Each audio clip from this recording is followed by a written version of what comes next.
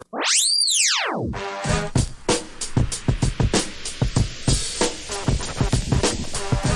time for the shop report with Barbershop Jay.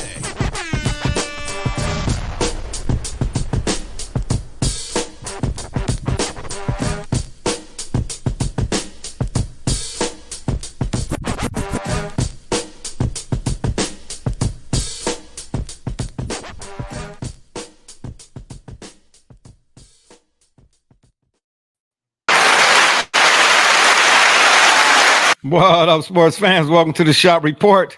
I'm Barbershop Jay. I'll be your host for the day. Here's what's happening. Of course, we want to remind you the Shop Report is brought to you by Rocket Digital Media. It's the one-stop shop for all your digital marketing needs. And of course, Eddie G's Cookies. That's right. If you want a cookie that tastes good and is good and ain't got all that other stuff that ain't no good for you, go to eddiegs.com and place your order today. That's right, Eddie G's. And make sure you tell them that BSJ sent you. Oh, and for my folk out there in TV land, if you want to leave your questions or comments during today's program, by all means, please do so. We will throw it up on the screen. And y'all know what's coming next. If you're one of them folks that wants to leave a question, a comment that's indignant or ignorant in nature, it won't be seen on this screen. Matter of fact, here's what you'll get. Ain't nobody got time for that. That being said, joining me on the program today is a cat from across the way, or should I say Double J, a.k.a. Joey James. I don't know what the rest of them will say. Shout out from across the way. What you got to say? Notre Dame. Don't spoil it. We're going to get to that. You do this all the time. Let Miss Albert come on. This is ridiculous. This is starting to get ridiculous. Anyway, we got to... What you over there cheesing for? Are you growing a beard? Maybe. Oh my gosh, man! Leave that. Put some nair on that. That's what I'm trying to say. Man, hey, listen, man. It's that time of year. Okay, you know what time of year I'm talking about, right? Oh, I see you, Dapper Dan. Yeah, yes, sir. What top? No, I'm not talking about that time of year. I'm not talking about football. I'm talking about if you got 6 on the floor, baby. That's right. If you for all you not knuckleheads, excuse me, for all you squares out there is what I meant to say. That's how you really feel. I'm just saying, if you got a 6-speed transmission, that's about manual transmission. This time of the year, baby, listen. The fall is the best time of year to drive, especially if you got like what I got. I got a Mark 7 GTI, baby. You know what I'm saying? With 72,000 miles on it, rolling. Yeah, I'm about to get him tuned up real quick for next summer, get him ready already. But this time of year, boy, that fall weather, that crisp, cool air, keep that engine cool. Boy, yeah, hit the pedal to the metal, baby. That's right. Get you one, get you some is what I should say. But anyway, you thought I was talking about football? Absolutely not. We got a nice little menu. Only because we are a national program. I do want to at least make those aware that are in the Kentucky area. There was an active shooter in the London area shooting on I-75 currently. Unknown whereabouts why. So for you, of course, have seen me out that way. London, for context, is what I call the Mason-Dixon of Crystal versus White Castle burgers. So when you go north of London, you get White Castles. You go south and into London, you get Crystals. And well, so, unfortunately, where you go either way, that ain't all you're getting. well, absolutely acting a dog on NRA. Anyway, let's start the show because this is just utterly ridiculous what's going on in this day and age. Let us start the show officially. All right, we got a couple of items on the menu for you all today. That's right, but for the most part, it's all football. That's right, baby, it's all football. All right, football. That's right. First up is a little bit of college football talk. Okay, Double J, you just mentioned Notre Dame got the lame smacked out of them. I'm trying to tell you that right. Just a week too early. Don't come to West Lafayette and try to be big and bad next. Yeah. Mrs. Al was weighing in. She said Crystal White Castle. Crystal is greater than. Oh, Crystal is greater than. Okay, well, over here we have to hunt for our food. I mean, you're talking about y'all eating over there. You know what I'm trying to say? Oh my gosh, this is what happens. You see how it go down when you live in a gated community? My gosh. You know what I mean? We don't know nothing about crystals and White Castles and nothing. She didn't either. She can, that's all right. All we know about is squirrel meat, baby. Anyway, yeah, Notre Dame. Listen, it's about time for them to join the conference. Yes or no? Yeah. But for reasons like an NBC TV deal. Will we see others follow them? What do you mean? Others follow Like, who? Notre basically Dame? the reverse of that. So we've seen teams obviously. That's right, y'all. I know. I see people weighing in already. That's right. That's right, baby. You That's see it. That's You where the see Dapper it. Dan came from. You see it. I know that. Hey, listen. Now listen. wait a minute. What happened to the guy? You know, that's that you could check the tape.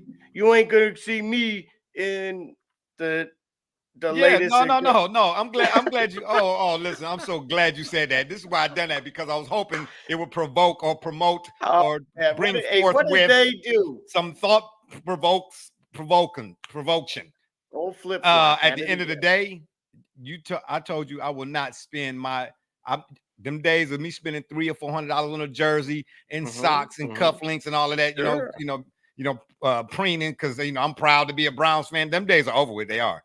Hey, I was at Walmart, and right next to the macaroni salad and the Pampers, they had these on the rack. You know what I'm saying? $2.99. Who wouldn't buy that? Okay. My bill wasn't over $13. They gave him a promo code. They did something. They were looking out for you. Man, please. Hang on a second. We need to get him back. Please, they don't say Bernie Kosar. We're coming on back. We not. Hey, ain't no Kosar riffraff talk right now today. But anyway, he went to Dallas and you went with him. Okay. Well, anyway, hey, don't play. I mean, but you see what happened when you bring Miami Hurricanes over to Dallas. You see what happened. Jimmy Johnson, Michael Irvin. I'm just saying. They were taking, FAMU. Oh man, they're gonna have to take them out to dinner. Oh man, stop it! Oh my gosh, here we go. Anyway, Texas looks legit, and I'm not saying because I'm saying because of Quinn Ewers. Let's be real. I can't stand Ohio State football. I hate it. Hate them. No, I don't hate. I have a strong disdain.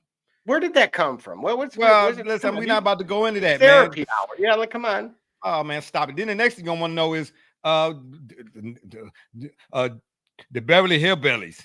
Oh, next thing you know, Jez a millionaire. Ken Folks said, we're not going through all of that. You got new gear, all right. Quinn Ewers, I'll say this about Ohio State. They have, especially in the quarterback room, when they got guys that they're recruiting who don't make it there. Oh my gosh. You'll see that on the highlights. See what? See what? Update us. Unfortunately for Coach Prime, he's looking more like what happens when Optimus Prime, arrives. Oh, don't do. Oh, hell, absolutely not. Don't do Optimus like that. Optimus was the man.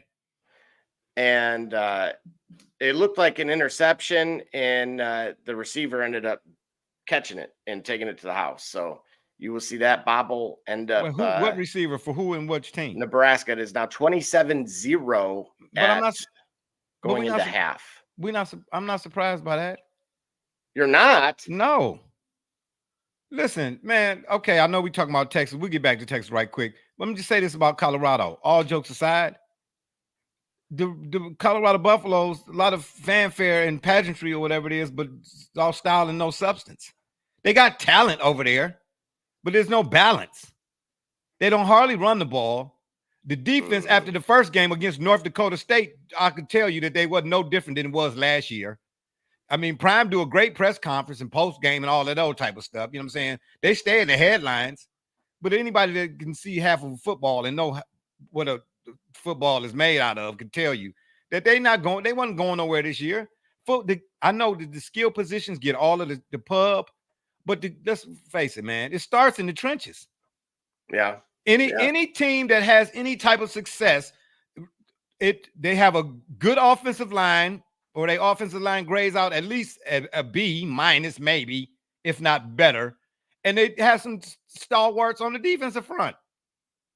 And that's college or NFL. Just think about the Giants when they won their Super Bowl. A lot of people not giving Eli credit for what Eli did. Okay, that's fine. But you can't take nothing from Human Euro, Strahan, Tuck, and Pierre Paul and all them guys, right? Right.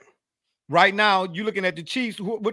Chris Jones, Aaron Donald, Karlaftis even.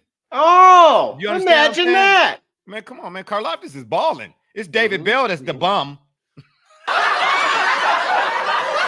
Oh Oh, can you imagine David Bell with the Browns? Oh, yeah, man. You can have all the. Well, I will side with you on the Stefanski thing with that.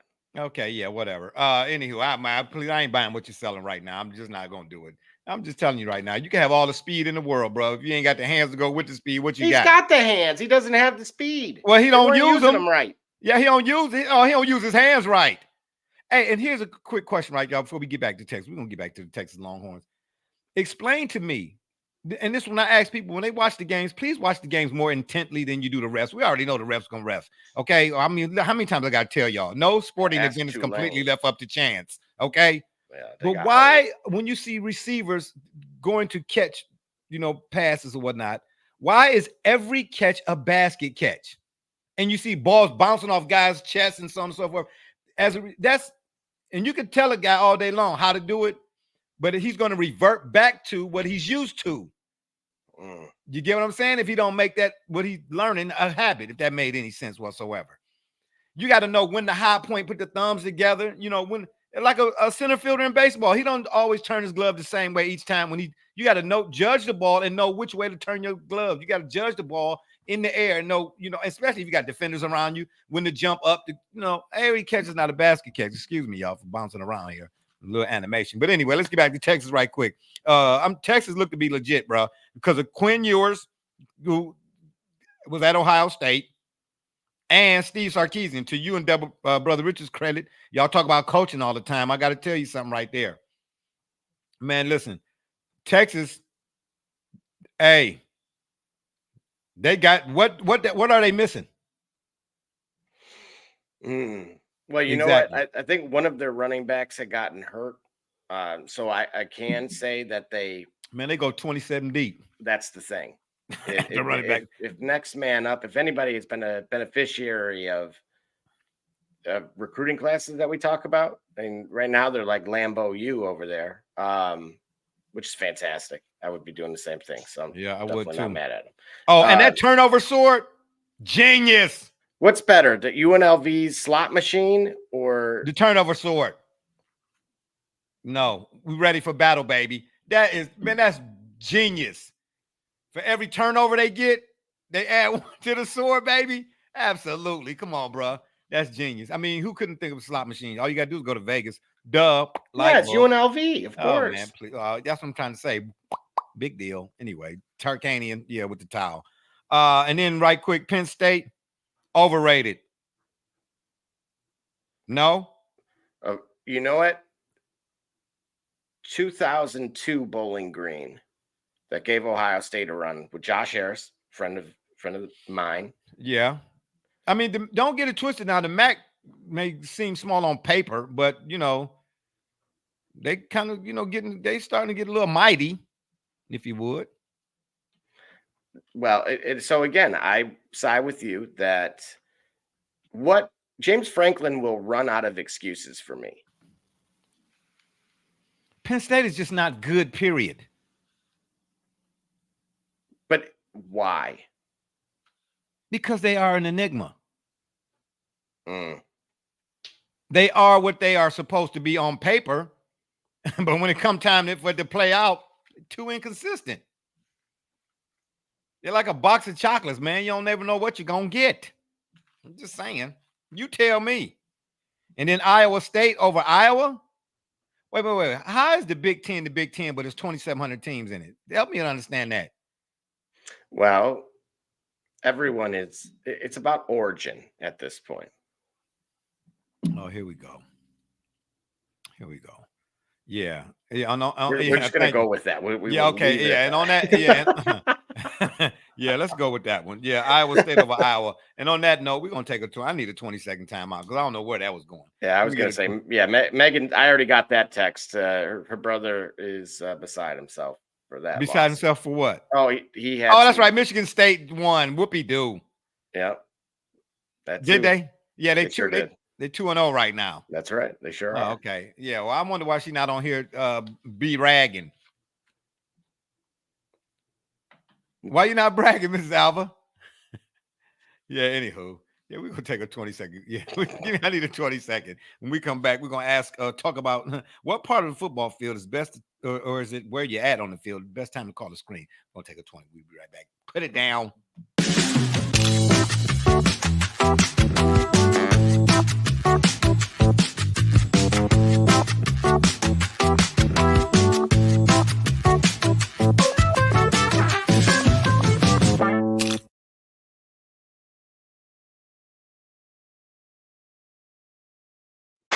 Right, baby. Get them Eddie G's cookies at eddiegs.com or Amazon.com. Hey, Jeff Bezos is out. He left. Yeah. Oh, yeah. He's been gone. Hey, where I been? I got to get out from under them rocks sometime. We got a couple comments that came in before our last was like, oh, go green baby. Go green baby. What's because I ran out to kiss the S. Okay. All right, Mrs. A. Put that in the Enigma machine, and I maybe can decode her. I need my decoder ring rather for that one. Okay, yeah. You're bragging about kissing the ass. I'm trying to figure it out here. Anyway, question of the day: at what part of the football field is the best time to call a screen? Do you do it at your own 20, or in between the 40s? Or inside the red zone, or if you were coaching whatever said team, we already know you like the Purdue West Lafayette makers of boilers. You know what I'm saying? And I had a Boilermaker once when I used to drink. And let me tell you, it ain't nothing pretty, boy. Leave that stuff alone. We got another comment rolling in. This is Mrs. Alva weighing in again. She said, it also wasn't the prettiest of wins, but hey, we won. Ha, ha, ha, ha. Or ha, ha, Helen. I'm just saying, what you selling? At what point, if you coaching here, what point would you call it screen? I'd like in order, I would go between the 40s and then also from the red zone, then from my own 20. Okay. Well, you know what? I'm going to reverse those last two. And the only reason why is, to me, they're pretty much interchangeable. It's just more dangerous to do it from your own 20 because, again, if that goes wrong, they are going to pretty much walk it right in. But between the 40s, there's still so much of the field to take away, especially on a 3rd and long, that with the right personnel, essentially, you can actually, accommodate anything from somewhere between as little as 7 to 8 yards, or certainly as high as even 20 by getting into the second level. I got to be at midfield. Yeah, I got to be at midfield. Same kind of ideology, or yes, I mean, sort of, kind of, because I don't know. I mean, my own 40.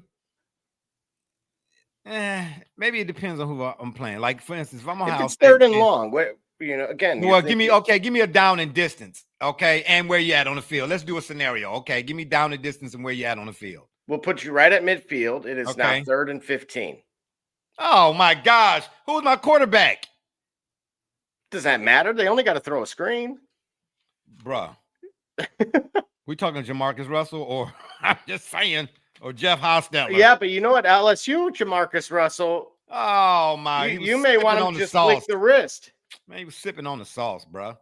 He was sipping on the sauce. Who you doing? No, yeah, see, yeah, no, we no, yeah, we got it. No, I need players. Paint the scenario, but give me a few players. Don't give me Johnny Manziel either. What? Arch Manning. Oh, absolutely. I'm doing. Well, if I got Arch Manning, I'm doing it at my own 20. I'm just telling you. He's supposedly a little bit more mobile than his uncles were. Hey, man, I don't care. You can tell he got it. Do you like? Hey, let me ask you this though, because it's came out that they pretty much, his team, if we want to say that. So I don't know if that was dad, grandpa, uncle, whomever. His team made it very clear that they did not want him to play year 1 or potentially year 2. What do you mean his team? His family? Yeah. Well, we'll just go with family. I'm assuming there's I mean, these days with NIL, there could literally be an agent. So Well, I'm first going of to all, say they're not some worried about combination they're of not that. worried about dough. Okay, let's be real. Well, I'm yeah, not but counting Johnny nobody else. Manziel wasn't either, and they Yeah, still but asked for $3 million to Kevin Sumlin. yeah, because Johnny Manziel was a sideshow. It was a circus act. Okay, he had me hoodwinked and flamboozled, if that's even a word or a term. Okay, I'm just saying, man. Come on, man. Arch Manning is a legit NFL quarterback, bro. Johnny Manziel was a hopeful. Johnny Manziel wasn't even Doug Flutie. Oh, Yeah, Doug Flutie was okay with the Bills, bro, and with the Titans. Wasn't he the quarterback for the Music City Miracle? Oh no, that's Steve McNair. no, that was me. No, my Aaron bad, my bad, my McNair. bad, Oh, McNair. my Oh, dang. goodness. Oh, but I'm saying Flutie did. Yeah, did he? Oh man, what's in here? Oh yeah, okay. Woo, the steam is rising, baby. I'm just saying. No, Arch Manning is legit, bro. He legit. And listen, you got to understand. But do you like that though? Because we're in an era now where, right, if you're a first round draft pick or a freshman in college basketball, and they want you to play, right? You've heard me have really kind of mixed emotions about this. I actually heard someone, I think it was Keyshawn Johnson, maybe Keyshawn Johnson had said, what other sport? Someone asked him, what other sport were you considering playing? And he said baseball. But the reason I didn't was because I didn't want to go through the minors. And so it's interesting that, again, I happen to hear that particular piece, along with now hearing that Arch Manning's family was very adamant that whatever school he committed to did not play him for potentially, at the very least, the first year. But in a world where 5-star prospects are typically given time at their position, like real game day, and from the pressure from the fan base, etc., only fuels that fire. Are you surprised by that at all, or is that really kind of speak to something more about it? We're gonna take this comment and then I'll answer after here. Let's see who's coming in. This is Miss Alva again. Oh, this D Banner. Oh man, he coming in early. Oh my God. Oh man. I gotta be on my P's and Q's and dot I's and T's. Oh my God. Here we go. Didn't think he was a Browns fan from what I heard. Well, let me tell you something. He said, she said, but she said she didn't. Translation: don't believe everything you hear. Okay. Believe none of what you hear and none of what you heard. Okay. I'm just saying. All right. Especially, I know I know where you're getting your information from. You definitely don't want to listen to that guy. He be sipping. I've seen him. Okay, at his locker. I'm just saying. Outfit looks good on you since you're not from Cleveland. Oh, wow. Hey, let me tell you something. Don't believe what you heard. I just told you that, didn't I? Hello, police. Shots fired. Oh, absolutely not, bro. I know where I'm from. I'm from the sea land, baby. I grew up, Elmar is some of my stumping ground. Coit, you understand me? Wood Hill. You better ask him over there about me at Wood Hill. Yeah, Double J, don't be highlighting me. Don't take the highlight. I'm letting everybody see the outfit. I don't want nobody to see my outfit. I don't wear clothes I dress to impress because but I make an impression, but I ain't trying to be impressionable. I don't know what that's supposed to mean, but anyway. DB, don't come on here. Don't start nothing now. It won't be nothing now. Don't start nothing. Ask me what you asked me again, because I don't even remember now. He did that. I think y'all had that synchronized, like swimming, Olympic swimming synchronized to throw me off. What'd you say there now? So what do you make of Arch Manning's family insisting that he doesn't play either the first or as many as this, even into the second year? Oh, well, I didn't know that part. That's okay. What you got to, in my opinion, you got to consider background. A lot of these kids who are where they are at this level and getting, and taking the NIL deals. Ooh, say that fast 2 times. Right out the gate, they come from impoverished neighborhoods. You know what I'm saying? And they families are struggling or whatnot. So, this is kind of like I heard Lil Wayne even say, I first got my first check, I gave them all. I couldn't believe, so it's unfortunate, but it's a reality, an unfortunate reality. But you look at Arch Manning, his grandfather played with the Saints. And if you ever get a chance to see any footage of Archie Manning when he played with the Aints, because that's what they would call it back then, they used to call Roger Staubach the Scrambler. I don't know. because Arch Manning used to be running for his life on just about every given play. And I know he couldn't wait to get out of New Orleans. Then they went and got Bobby Hebert, or maybe sometime after. Anyway, Aaron Brooks was nice. He had a memorable game in the Astrodome, if I remember correctly. Well, it wasn't hard to have a memorable game in the Astrodome in Durham. Yeah, the Astrogerm. That wasn't hard to do, bruh. So did Warren Moon.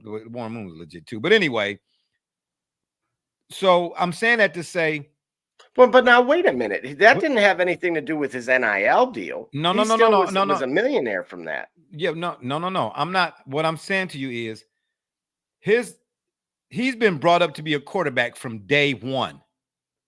Okay, you look at where he comes from, quarterback royalty, so to speak. In the what, Dome J? Don't ask me to repeat that. Go on, get on out of here now. Go ahead. You're killing me, Smalls. Get out of here. Arch he's brought up a little bit different when it comes to that position. So that's a pedigree. When he sit in the room, his grandfather, his father played quarterback at Ole Miss too, if I'm not mistaken. Wide receiver. Oh, my bad. Okay, yeah. So in other words, they have something that they have a plan in place. You know what I mean? And well, it looks like somebody might have conceded because he's been played a few here now. Not as much as he's still a backup or whatever. Because Quinn Ewers is lightweight balling. Well, that's the interesting part. So Hudson Card, again, Purdue quarterback, is a transfer from Texas. And coincidentally, we also recruited another 4-star out of the state of Texas as well, where it seems like the rationale is that he is not going to play full-time essentially until his junior year, which would make him eligible at that point for the draft under the current structure. Well, it could be like an injury protection type of thing too. They just smart over there, man. Peyton, Eli, Arch, they know football, and they all play that position. Now, I'm not here to say who did better at it. That's not what that's about. What I'm telling you is they have a wealth of experience. They were not, just some guys who played for a lot of years in the league at that position, like a Trent Dilfer or a Vinny Testaverde type of deal. Them guys had an impact at the position for a long time. So, right. When they sitting down with Arch, what they saying carry a lot of weight, man. You know what I mean? So it's got to be a method to the madness, if you would, or rhyme and reason or whatnot, Because isn't that why you said, because of the NIL deals, because he could have got more money or something if he played more or something? Is it incentive based? No, and that was part of it. Is actually they made it where it wasn't. Basically, if he had to, the number would have actually increased. So I think it was somewhere in the neighborhood of 1 million, but when he becomes a starter, then it jumps to 3. Oh, well, that little million ain't going, we got that. and that's what I mean, right? That's why I called it Lambo U, because I mean, literally there's a clip out there for those that can find it of a bunch of Lamborghinis parked right in front of the entrance for the players. And they're all revving the engines. It's incredible. Where? In Austin. At the University of Texas? Yes, sir. Well, hold up. Wait a minute. Oh, man, shut the front door. Hold on. Let me fix my glasses so I can hear what you really say. I wonder if I could find it. There's a clip of how many? Okay. I mean, what's the point? What's the purpose for it? Revving the engines. Tell me to do what? Yes. So here it is. June 9th, Texas Longhorns football causes stir with major flex during recruiting visits. And so they pulled out all the stops for the official visits with a handful of 5 stars. And then, matter of fact, I have the clip here. Let me make sure I play it with no audio intentionally. That's fine. Yeah, no audio, please. And we got enough 15-yard penalties on this program to last us a lifetime. So again, this is compliments of Sports Illustrated's article. Run the tape. And here we go. We're gonna go. You might want to. Yeah, I was gonna say full screen that there. Now this is. Here you is go. That the car Kobe jumped over? May he Look rest. at this. You're a recruit. What is right? that? That's What a is it? Lambo truck. Whoa. Okay. All right. Yeah, here's what you get here. Okay. I'm just all right. Well, No big deal. Oh, what's that? $100,000 G wagon behind there? Yep. hmm. Yeah, park that in the back. And so the ideal is okay, obviously to entice the recruit to want to be there because you're gonna get one of those or something. I would imagine those probably had their name on it. Oh boy. All right. Well, I mean, I'd drive one, but I wouldn't want one. You know what I mean? Maybe I'm just a little biased towards Ferdinand Hey, Porsche. breaking news. Sky 4 rookie Angel Reese announces she is out for the remainder of the year. How can she announce that? What happened? How? There's an injury. Oh, dag nabbit. Yeah, what? No chance for that rookie of the year? Because Caitlin got that locked up. I mean, Man. Yeah, well, I mean, it is what it is. Were they close to making the playoffs? No, they Oh. were eliminated. Oh, They need okay, a guard. They need a guard. Yeah, okay, well, out for the year. Yeah, but no, I'm saying, Arch Manning, man, he good. I mean, speaking of Texas, we just said a minute ago. Think about what you saw today, what they did to Michigan. They mollywopped Michigan. But look at the offensive line for Texas, man. They could play in the NFL right now. And the reason why I say that they might could do it, they can play power.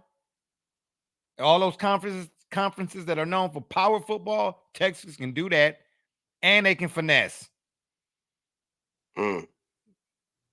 With Ewers back there and then Sarkisian, his play calling just got a good balance, a good mix of run and pass. And he's been known for that.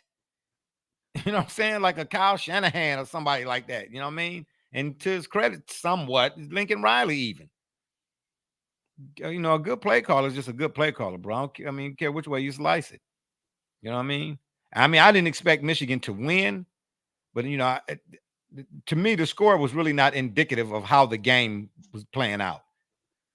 I think Texas helped Michigan out on a couple of them drives, by calling the run play, when they could have, easy did one of them little bubble screens or whatever. They got speed on the outside, running back again, depth on the offensive line and the defensive line, and they're playing better on the back end in the secondary. Right. Bro. Come on, bro. What else? So who's your favorite right now out of the SEC? Well, first of all, who's in the SEC now? They changed teams I changed never mind. I'm not going to even finish that statement. I'm just saying, yeah, who's in the SEC now? So, of course, your traditional teams. Miami of Ohio. Okay. And Mississippi State, Auburn, Alabama, Tennessee, South Carolina, Vandy, Kentucky, Florida, and then you get into some of the newcomers as well. Arkansas, of course, also was lost. Arkansas always been SEC though. No. Yes. Mm-hmm. Yeah. Yeah. Okay. And then Vanderbilt. Yeah, I said that. Oh, did you? Okay. Are you asking me if I believe Texas can roll with anybody in the SEC? No. I'm asking who is your favorite to come out of the SEC now that you've seen really kind of a week and a half's worth of games? I have to say Texas. They look the sharpest, man. I mean, because you got Missouri too. They were one of the I forgot about Mizzou. I still would go with Texas. I like Mizzou. I do. But I still will go with Texas. Texas is built like Big Ten, and some elements of what they do, especially on the offensive side of the ball, is like Big Ten. But then on the defensive side of the ball, especially with the back end catching up, and then just overall in totality, they got SEC mixed in. You know, they're perfect. Well, and They're that's the perfect fit thing. for the SEC. But if you ask don't me. forget about what about Georgia? That would be a great game. Are you prognosticating right now? Well, no, it's going to happen. I mean, I'm not. Deion Burks left Purdue, and that's fine. They're struggling against Houston. What Oklahoma is so. Let's do what you ask for. Oklahoma's from Oklahoma. They ain't been nothing really since Adrian Peterson, and then Spencer Ratcliffe or whatever his last name was. I'm winging it here. Yeah, anybody think about Oklahoma? They still in the little 12 or the Big 5 or whatever. No, they're in the SEC as well. Oh, are they? Who? I did. Okay, well, all right. They might be there, but they ain't going to be there. I'm just trying to say, be there or be square. I guess I don't know. No. So I personally, I'm not overly impressed with DeBoer in year one with Bama. I think your SEC title game is a combination of Kirby's dogs and those horns. Yep. Yeah. And then again, going back to Oklahoma right quick, it's like when whoever got together to make the deals for these teams, for the Big 12 teams to go over to the SEC, they were like, okay, come on, man. I'll do the deal, man, but you got to take Oklahoma with you. Like, take your little brother, man. Come on now. They was like, man, I really don't want that, but hey, they was like, all right, dang, man, come on, man, here, sit over there. Brutal. Yeah, no, Oklahoma. Oh, and don't forget LSU. Hey, can we say something? I can't stand Brian Kelly. That goes back to his days at Notre Dame. No surprise. Yeah. And then he poached recruits. His starting quarterback was a Purdue commit. So we'll just, leave it at that. If there was any kind of lifeline of me to change my mind on that. And he did this, like when they blew the game last week, he did this like it's manufactured. Yes, it's a routine with him. He was really, he slapped the table. I am upset. Oh my gosh. Oh, don't talk to me like a child. I played Hamlet at Cambridge. Excuse me. Hey, what if I told you right now? Stop it. We're in the early third quarter, and they're playing Nicholls State. They who? LSU. I'm going to tell you right now, that dude, hey, you know what? If we want you back, we might as well go ahead and come on home. Who? Because he's going to want to leave after this year. And Brian Kelly? No, I don't want Brian Kelly. Oh, absolutely I'm about to say. No way. I'm talking about their current quarterback, who should have been at Purdue anyway. But Double J, settle that's down, man. Y'all right now in the third quarter. 23 LSU, 21 Nicholls State. What? Nicholls State on case right now, that little slap on the table, he's gonna have to do a little bit better than that. Bruh, come on. Nicholls State only got 36 players, man. Oh, yeah, Well, last I saw, you were on the depth chart. Okay, I see where this is going. Yeah, there you go. Get on out of here. I see where this is going. Yeah, I mean, I'm just saying, man, at the end of the day, but you got to give me a scenario, man. Give me down the distance again, the scenario. We're going 3rd and 15. Yeah, you said at midfield? At midfield. Is that too far? You know, give me at my own 45 and give me Kyler Murray at my quarterback and whoever else you want to put in there. I don't care. Because I got to have a guy that can pull the screen off. Okay? Not a stiff. I'll take Kyler Murray. Or Matt Stafford.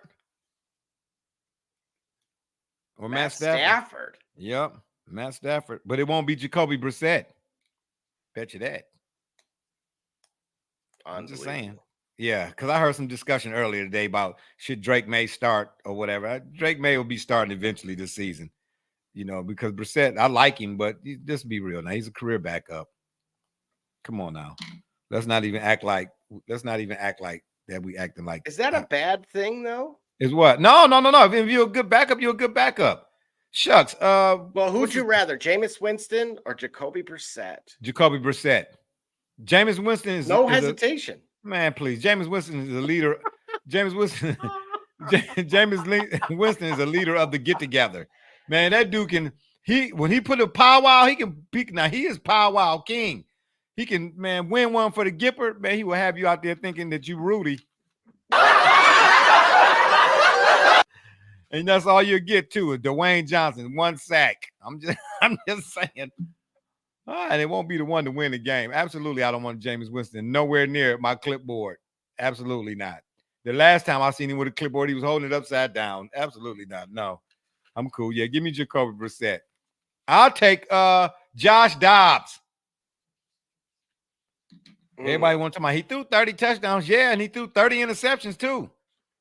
You know what I mean? So he got one and gave it right back. Oh, you know what I'm saying? Just as many times, man. Nobody want that. Listen, we out here playing for keeps, man. Anybody got time to be out here playing 50-50? You know what I'm saying? In the red zone. Who want to do that? No, forever and a day. Absolutely not. It ain't gonna be your boy. Yeah, give me Kyler Murray. You know, at midfield or whatever the case may be. You know, who would your running back be in that case? And that's got to be the difference maker. That more than the quarterback, in my opinion. What you mean? Not really. Yeah, because you need him to be able to potentially, right? You're going to follow blockers for a little bit, but then, especially on a 3rd and 15, if it were 11, maybe not, but you may need that extra, yard or two from some kind of agility. And this is what made guys like Darren Sproles so great. Yeah, and Warwick Dunn. Warwick Dunn was a little giant, bro. On everything, he was a little giant. At Florida State, I could not stand it when they played the Canes when they had him, man. Then he go to Tampa Bay, bro, and it's just lights out. Him and Mike Allstott. The only thing that messed them up, bro, is that not having a quarterback. Sean King just wasn't it. If they'd have had Trent Dilfer then, maybe, or even a Jeff Hostetler, they would have won. Because listen, they had the Rams on the rope, bro. That probably was the worst NFC Championship game I ever laid eyes on. Yeah, the score was like 11-5. The Tampa Bay Rays and the Los Angeles Dodgers is what it should have been. I'm trying to tell you, man. And matter of fact, don't say nothing. Who was the guy that caught the touchdown? I think it was only one touchdown in that game for the Rams. I think it was. Well, I want to say Ricky. Hakeem? No, no. I want to say Ricky Prohl. Could be. That's what I want to say. I want to say it was Ricky Prohl. Man, but that game was ugly. All they need, Sean King just and they Bucks had a chance, like at the end, so to speak. I think they were driving. Sean King just, he just couldn't get it done, or wouldn't get it done, or shouldn't get it done. I don't know. But yeah, but at the end of the day, no, bro. No. You can have who'd you say again? Jamarcus Russell and Jameis Winston. Them two guys you picked in fantasy. That's why you rather Sean King or Jacoby Brissett? Donald Igwe BK. Do you know who that is? No. Okay, well, anyway, we're going to take a bite cracky. Cleaning the cracks on your pavement surfaces can take hours and be torturous on your body. Until now. Buy Cracky Weed Removal Tool was designed specifically to clean pavement cracks in a fraction of the time, all while standing up. Buy Cracky's patented design incorporates a 2-sided steel blade and is encased by a durable fiberglass shell. Simply use the large end to clean big gaps, then rotate and use the small tip for narrow gaps. Made in the USA, Buy Cracky eliminates weeds to the root and is environmentally friendly. Buy Cracky. Save your back while you clean your crack.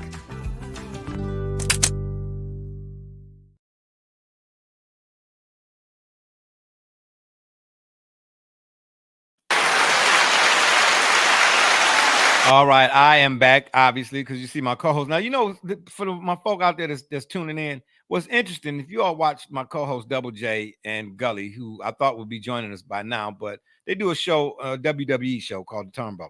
And I happened to tune in the other day, on Mondays, by the way. What time you had to take your pick. It's a crapshoot, you know what I mean? They roll the dice, and wherever it land at, that's what time it start. But anyway, I'm watching this they program, and not one time do they disappear off the screen. But when they get here, okay, in Cleveland, like the Browns, they disappear. I'm just saying, anywho. Man, are you speaking of SEC? We're talking about Auburn. Man, Alvin Henderson, the running back commit to Auburn, broke the Alabama high school single game record, for rushing touchdowns with 10. Who else has come close? Derrick Henry in high school. Well, there it is, ladies and gentlemen. There it is. I mean, that's the full stat line right there. 40 carries, 435 yards, and 10 touchdowns. Who's come close, Double J, in high school? I can't think of nobody. What, maybe? Well, I will say this: only 3 or 4 scored 5 at the collegiate level last year. So to have 10 is, let's see. But his team still lost the game. Explain that. Well, the cue to Jeopardy music. Are you looking something up? Yep. Are you? Let's see. We got an 8. Oh, you looking up who came close? Who had the 8? But you know what? Let me look at bro, how do you do what he did in any game and your team still lose? 80-78, bro. Is that even insane for a high school score? Yes, it is. Man, come on, man. That's North Carolina St. John's Big East basketball type scores. Seriously, man. Don't make no doggone sense, bro. How do you do all of what he did and your team still lose the game? Is it that the other team's offense was just as good as his team's offense, or both defenses was just that bad? Yes? I would have to go with both defenses were poor. I don't know, man. But if that's what Auburn finna get, then I'm telling you right now, you don't put up these kind of numbers, man, if you're not the truth. Well, here's why, right? Because we here locally, Belleville has been kind of a powerhouse the last 4 or 5 seasons, and they're putting up, and maybe in that first game it was 38, but typically it's been in the 50s. So you're not getting anywhere near like the other team. I mean, at one point in time, they didn't even kick field goals, like the extra points. They just went for 2 every time. So even then, yeah, is that single A, double A, or triple A? Yeah, that would be our version of Division I. Man, okay, so they're a powerhouse then. Sort of like our Ignatius, our Ed, and our Glenville. Mm-hmm. And depending on what season you're in, or time of year, or what year you're in, is Menor, Villa Angela, St. Joseph, them type of squads. Archbishop, Hoban. So like their first game, as an example, this season, they played Livonia Stevenson and they won 44-6. And then but see, that's what I'm asking you. In this case, I wondered if the other squad is really like a legit competition, and the offenses are just that good. To my understanding, this last game was and that was, like I said, that one was quite a bit closer, which was 35-28. Okay, all right. That makes sense. But you got to help me to understand, man. How do you do what this guy did and your team still lose the game? Was there some refs in there? What happened? Oh, and by the way, that picture circulating on Facebook is hilarious. The ref who got hurt and who got injured. They say, that's one of the Chiefs players. You know what I mean? Ain't no telling him when he'll be back. He might be out 3 to 6 weeks. Jordan Love.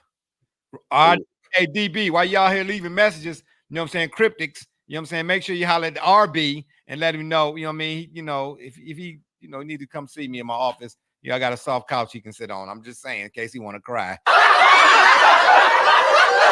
Oh, Yeah, because somebody's team might be out for a whole bunch of time. But anywho, yeah, that man right there, I guarantee you, when he get to that next level, baby, it's gonna be all to the GO. And speaking of the NFL, before we even get into our NFL talk, I do want to preface what I'm about to say after we come back from the break doing our NFL week 2. That's right, predictions and prognostications or whatnot. I want to say this. What were you looking up? What you got there, Double J?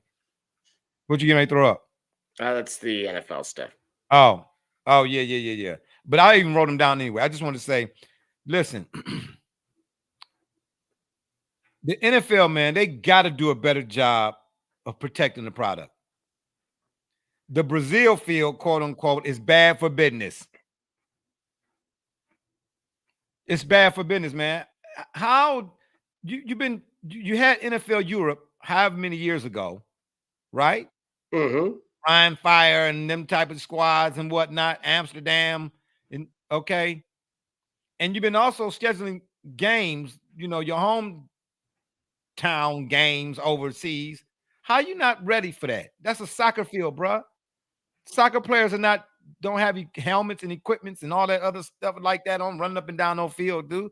We talking about Lionel Messi is what, 5'2"?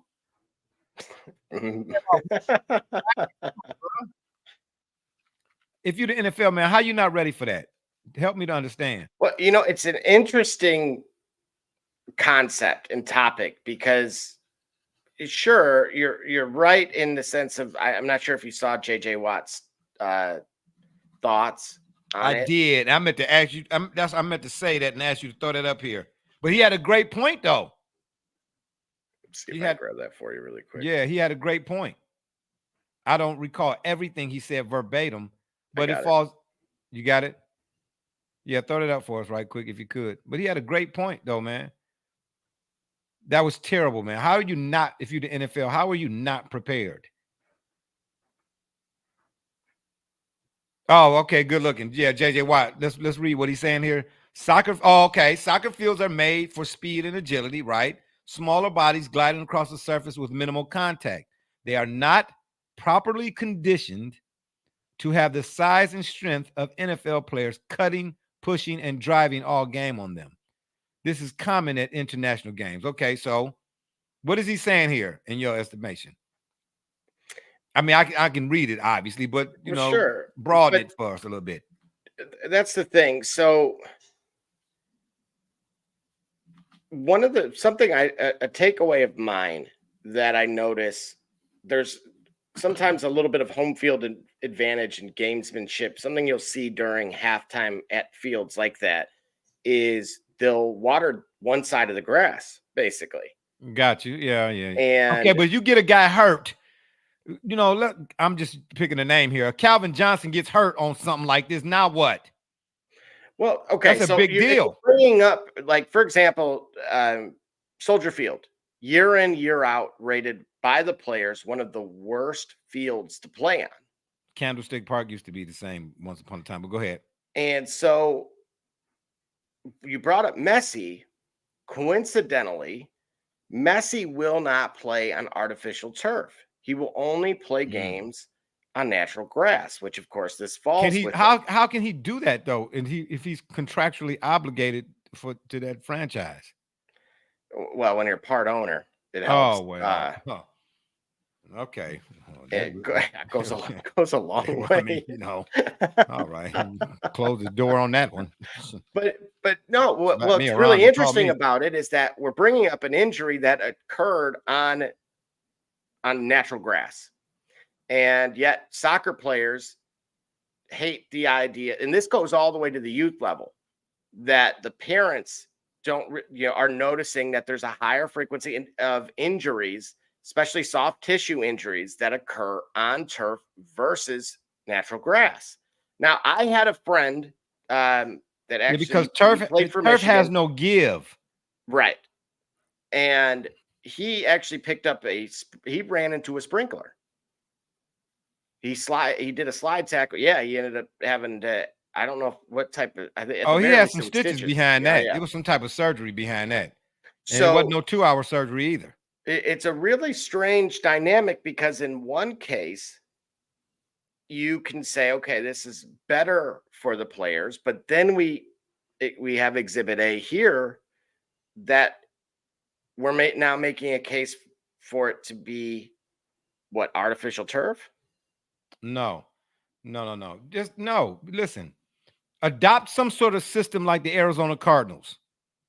The Arizona Cardinals. Now, maybe you got to have a climate, I guess. I don't know. Well, because that Arizona Well, it's climate. Brazil. Yeah, well, my bad. Well, duh. Yeah. Oh, well, let me give myself a button for that one. Oh, hell no. Do Vin Diesel. This is Yeah. Brazil. Yeah, well, okay, there you have it then.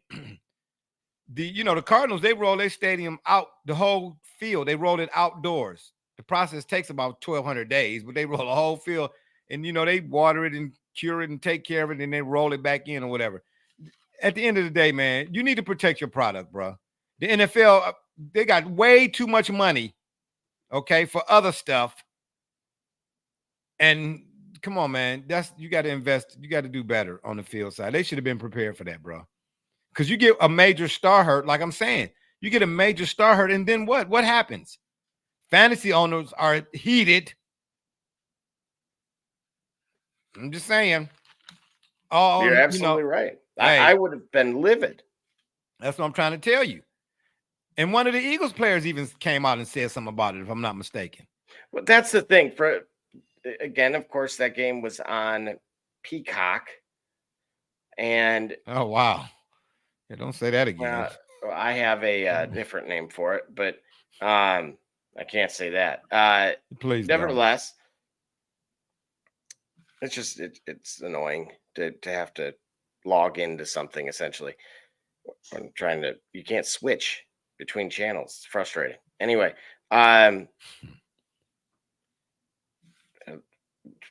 on track. You could see the players were clearly, sliding around and that type of thing. I think in general, that particular playing surface was, it's something I'll point out too. They play a season similar, unlike Europe, where they're playing throughout the summer. Oh, you're talking in Brazil? Yeah. So okay. I've kept up with their particular league for a variety of reasons, but so I've known that they've been active. That field has been getting used pretty consistently, while some of the other places, globally would have been untouched. That's something that needs to go. Roger Goodell said pregame he wants to have, I think, somewhere around 11 games globally. No, I thought it was like 18. I mean, okay, so you're like probably 8. Right. I'm going to go 8. With you. No, I think it was higher than that. Somewhere between 16. Yeah, that sounds somewhere. Right. Yeah, somewhere around there in 16. Okay, but here's the deal, though. But if you're going to do that, then take into account, right? Don't just go for the money. Take into account. Oh, well, as when is the NFL right? have never? Tottenham would be a good idea right now because it's still the summer in England, and by the way, the Premier League season just got underway. That pitch is going to be in good shape. Or do Wembley the NFL ever not been about the money though?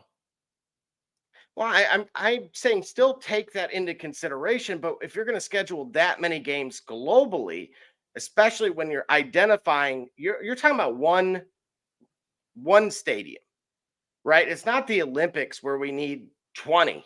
Well, yeah. We just need one. And which of these? Wait. What do you mean one? You talking about playing all games at that one stadium? No. Just for that one particular game, right? Because they're not going to have 4 games in Brazil. They're not going to have. Oh, got you. So of those, okay, now let's start looking at the schedule. And then when it comes to this particular field, Oasis is going on tour. Did they just, drop their stage on this particular field and damage it? Okay, but ordinarily though, to JJ's point, if soccer players are lighter, not as heavy on, how is it that the field is in such horrible conditions? The conditions of the field were as such that NFL games haven't been played on it all week long. That's my point about the duration of the season, where they were within that stage of the season. It wasn't just kicking off; it was nearing the end point. Like in Mexico, Oh, they so it's have like wear and essentially tear is what your type of deal. right. Mexico, But they don't have regular groundskeeping crews over there for that? They do. They do. However, They're this not is as kind of my polished as point. America? When you're looking, when that needs to be in the evaluation, this is where it was a failure No. spanning multiple things, not just can we fundamentally get it there and make this thing work. But Oh, now yeah. let's start looking at additional things like pitch quality. Oh, they're in the middle of their season. They played X amount of home games. That might be a problem. Ask any grounds crew guy when he watched, it's like if you've been to a local golf course, and obviously out there, there's plenty of them. So good ones as well that, let the grounds keeper see you, have a divot, they melt, oh, how dare you? And it's like, well, I mean, but that field was that bad, man. It was out there committing horse collar tackles. I'm just saying, man, it was terrible. All the way terrible. NFL need to do a better job, bro. You can't. Because that's like a big deal. What you say? It's a huge deal, but there were a number of failures with this, right? You can't wear green, and both teams are green because of the gangs. Oh yeah, well. And is there any truth to the fact that they had to stay in their hotel rooms or something? Or absolutely. Not only that, the Eagles had to travel an hour from the field. Meanwhile, the Green Bay was like around the corner. Oh man, come on! Oh wow. So I mean, now that's something I would do to save a buck, right? Yeah, but you don't do that. That's your okay. Yeah, all right. Well, if I had to give it a grade, because we're gonna take another break, and then we come back, we're gonna make our week NFL week 2 pick'ems, because this is ridiculous. If I had to give it a grade, I'm giving it an F. The game itself had its moments, but the field conditions and all of that, you know what I mean? Man, you can get a player hurt, and then what if depending on which way he twists that knee and such, okay, it might be career threatening. Correct. Unbelievable. Yeah, we'll be right back, y'all. Get them Eddie G's cookies, baby. The snickerdoodles, you understand? Sand and double cocoa chocolate. I'm Jordan Gudeman, and I'm the founder and CEO of Eddie G's Cookies. I was first diagnosed with a nut allergy when I was young. At the time, there weren't a lot of labeled items that said if there may contain nuts or there are nuts in the food, so my brother and sister and I baked a lot at home, and we enjoyed treats from mixes and things like that, but I noticed that it was not the same as what my friends were enjoying, and I started making my own recipes. When it was time to pick a career, I decided to start a bakery so I could share my treats with everybody else. When I started creating my recipe, I was taking in all the things that I thought I was missing out on. A soft, chewy center, a crisp outside crust, and a taste that is just like it came out of the oven at a bakery. When I put all those things together, I had come up with a recipe for a dream cookie. Eddie G's Cookies only uses the finest ingredients. We have all natural flavorings, no preservatives, and every cookie is made in a nut-free environment. The best part about Eddie G's Cookies is that they can be delivered right to your door. You can share them or not. We won't tell.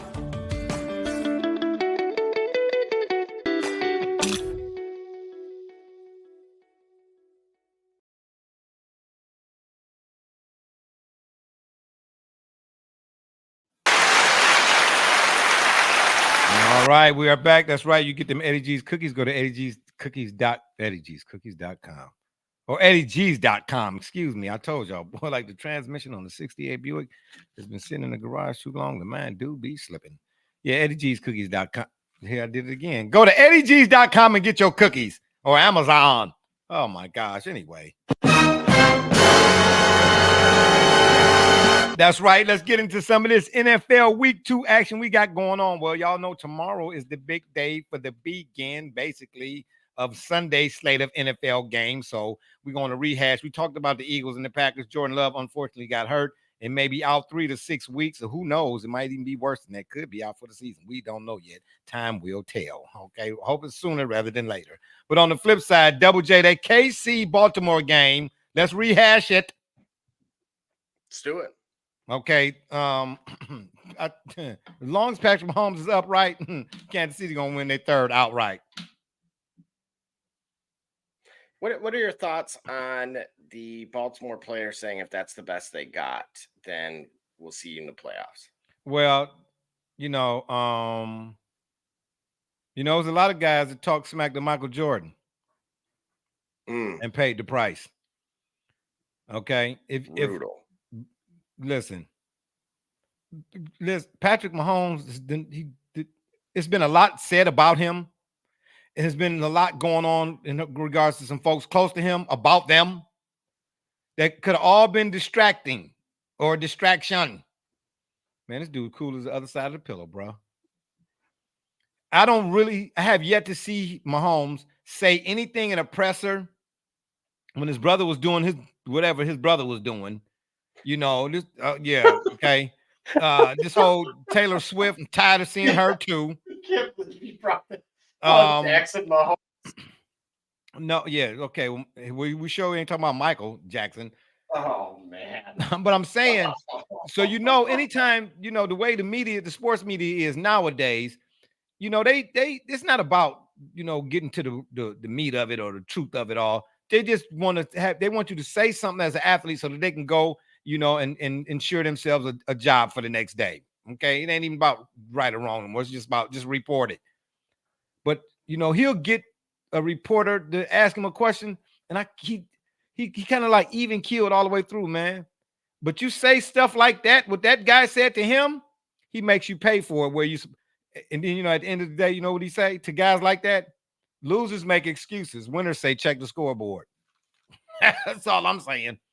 I'm not. Hey, quick live update.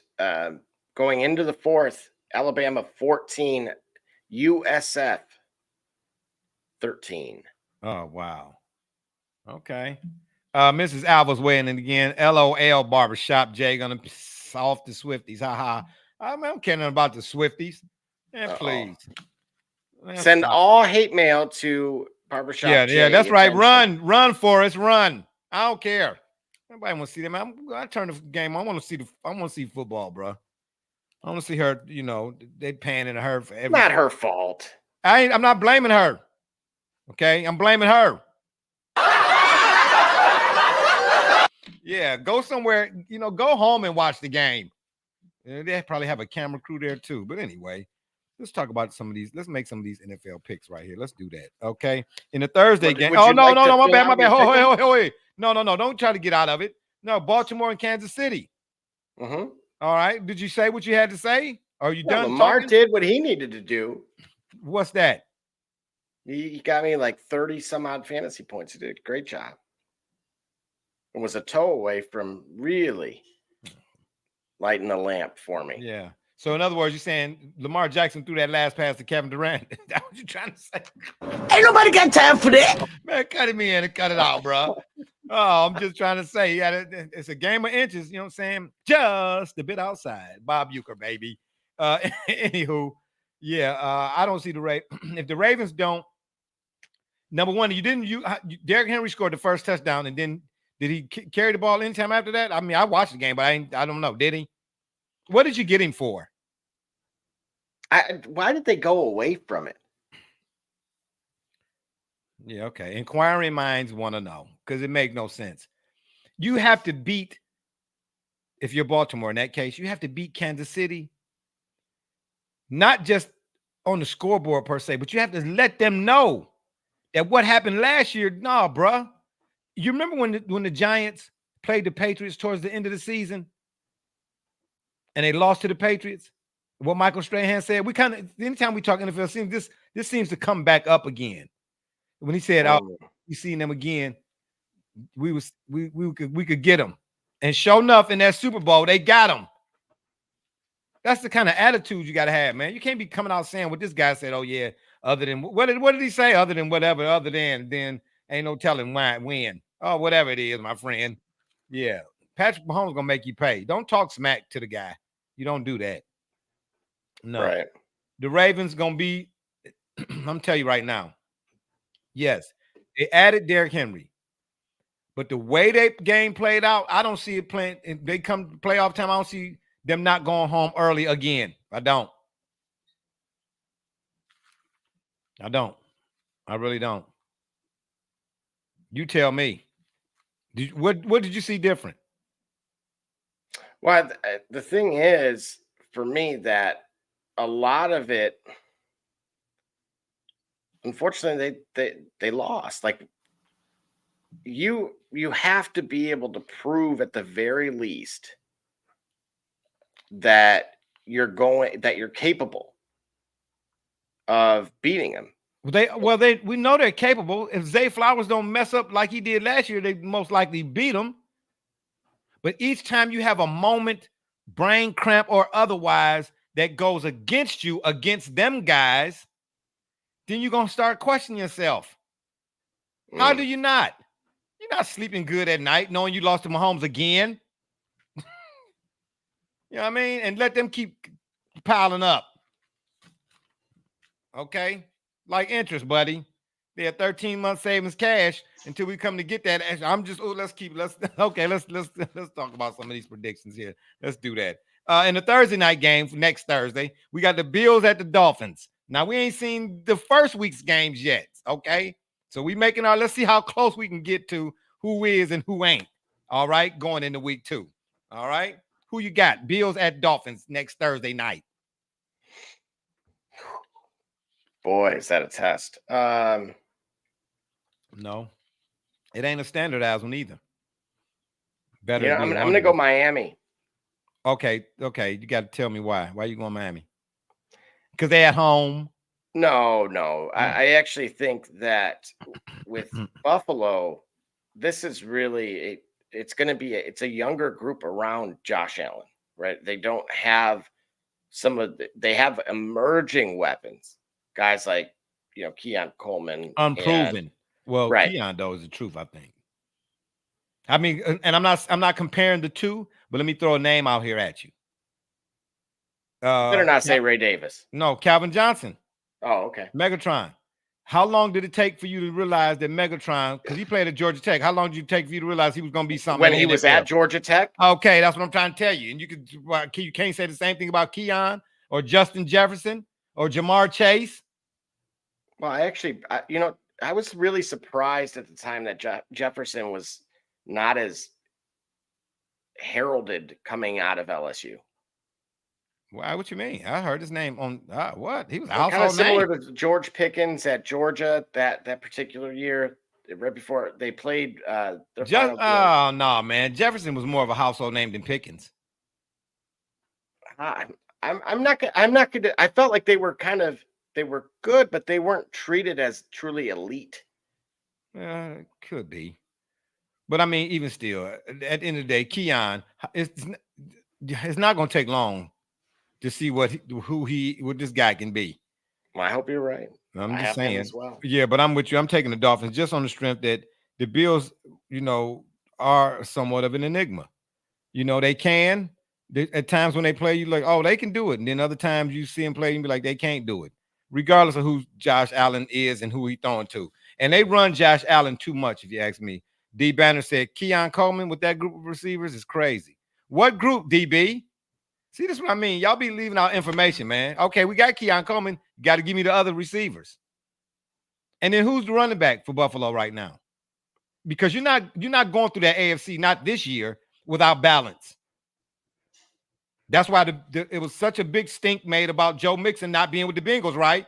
Because the Bengals got a trio. They wide receivers are probably Hall of Fame worthy candidates already, and Joe Burrow. But the talk last year was all about Mixon until here 10 minutes ago it was about Jamar not getting his money. He wanted a penny over, the Disney World deal. I don't know what that's supposed to mean. But anyway, you got to have balance in that AFC. You got to be able to do it. You got to be able to hand it off, screens, draws, bubbles. You got to be able to do everything, take the lid off, all of that. You cannot be one-dimensional in the AFC, not this year. Not this year. I mean, you might run your regular season record, 10 wins or something around there or something, but I don't know if you get to the playoffs. If you do, you might get a wild card. Right. I mean, I know he's not talking about guys like, I think they have Shakir and Shakir who? Khalil. Tupac Shakir? Because that's the only Shaquille. Oh, my bad. We got a couple more comments. Calvin, Justin, and Jamar. Calvin, Justin, and Jamar not in their class. Not in who class? Oh, DB, no. You got to add some context to that. No. I'm not going to just. Yeah, no. See, no, DB, I agree with you. I agree with you, actually. Wait a minute. Agree with him. What? You're What is he saying that Keon Coleman is in the same class as Justin Jefferson, Calvin I Johnson. said and I see. No, I did not. See, that's the first thing I said. But that's the problem. Y'all hear what you want to hear. Y'all got selective reception or perception and retention. Okay. I said I'm not comparing the two literally. I said that. What show you watching? I said, how long did it take? The only thing I'm comparing is the from going from college to the pros. How long did it take? No, I didn't. No, I didn't, DB. No, I did not. No, I didn't. Yes, he did. No, I did not. No, I did not. Okay, listen. Whatever I said, what I said first was I'm not comparing them literally. Did I not say that? Okay. What I'm saying is, how long did it take for you to recognize or realize that Megatron was Megatron when he got to the NFL? That's what I'm saying. Dude, I knew that. Okay, so how long did you're saying that that's going to be the case with Keon Coleman day one? Okay, if you're saying that it's not, then you're saying that it's not. Well, that's part of the rationale as to why I'm not picking them, is that it's going to take them some time. What I'm telling you is all Josh Allen got is Keon Coleman. Keon Coleman is as good as advertised. Where did Keon Coleman go in the draft? Refresh my memorization. Early. Oh, okay. Well, all right. Enough said. So you taking the Dolphins because Keon Coleman ain't ready yet? Well, and again, the opposite receiving core, the dynamic offense. How long did it take for? Shout out to Damar Hamlin though, who was named a starter. Oh yeah, shout out for that. No question. Shout out for that. See, I'm not comparing the players. I'm comparing the time frame in which. Oh wow, really? Hey, who said you could show his comment? You getting a pink slip. Hey, I tell you what outfit you ain't gonna see me in. One that requires no B&B championship. How about that? Okay. Yeah. Figure that out on your program. How about that? I'm comparing the time frame from college to NFL in terms of impact seen. How about that? Is that better? Is that enough? You don't think Keon Coleman gonna come in and do for Josh Allen what Stephon Diggs was able to do in his first season? Double J. He can from a fantasy perspective, yes. Oh, but you'll pick him in fantasy. But then if he's doing it for you in fantasy, whoever it is he pick him in fantasy, then they got to be doing it on the field. Oh boy, this is ridiculous. Anyway, let's move on. The Niners at the Vikings. Who you got?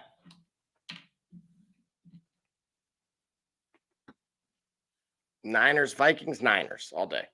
Yeah, I'm taking the Niners. That's a no-brainer. Who the Niners quarterback? You or David Banner? I'm sorry, the Vikings quarterback. Yeah, the Norseman. Seahawks at Patriots. We're gonna go with the Hawks. So wait. You don't think Jacoby Brissett can win a game in New England against the Seahawks? No. So you really think Geno Smith? You think Geno Smith is that dude? That what you're saying? Mm-hmm. So you think Geno Smith's impact right now is as great as if Keon Coleman should be, or might be, or won't be, may be, right away? Okay, all right, all right. I'm picking the Patriots. Yeah, okay, yeah, absolutely. The Giants at the Commanders. Don't start crying now. There ain't no crying in football. We go Commanders. Why? I dare you say Jaden Daniels. Well, partially. And why? Why are you picking Jaden Daniels?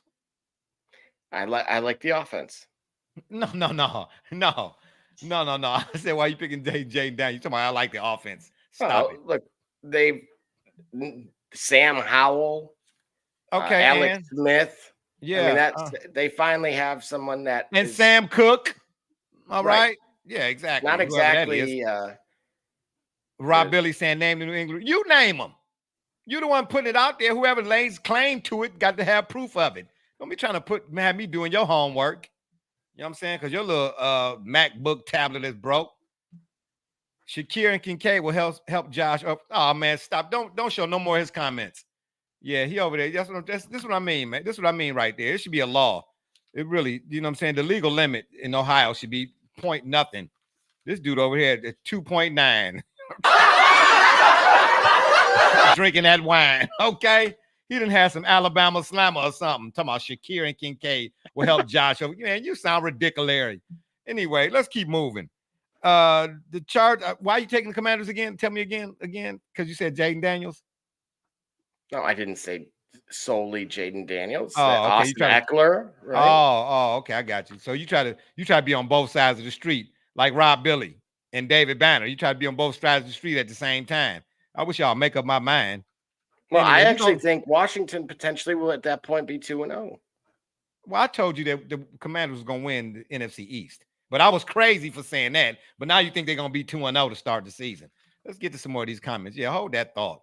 What up, fellas? Detroit fan, man. What did I just step into? I don't know. The Alabama Slammer might be a good time.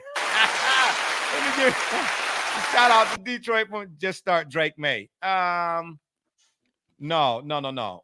You know, that's the conversation I heard in another sports group. They were doing a StreamYard Live, and they were talking about that. But let me ask you this, because I left a comment I did.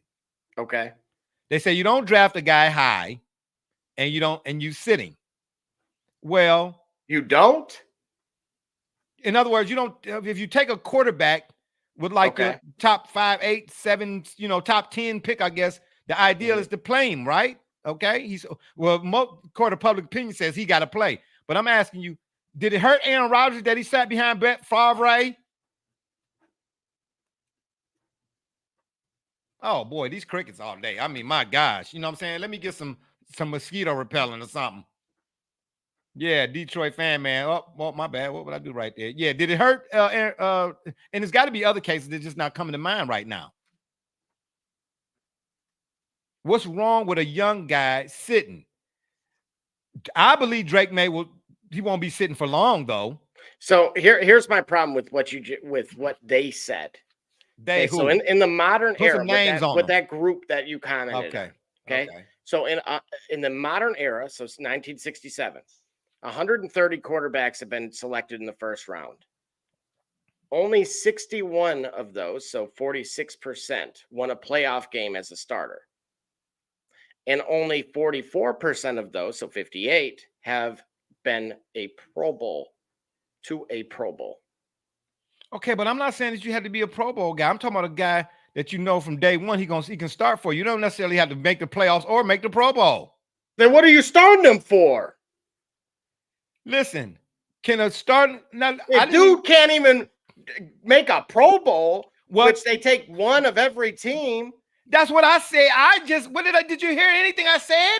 I said it's not necessary for a guy to start just because you took him high. What's wrong? Rodgers wasn't the top pick. I don't care if Rodgers was Rodgers a top talent.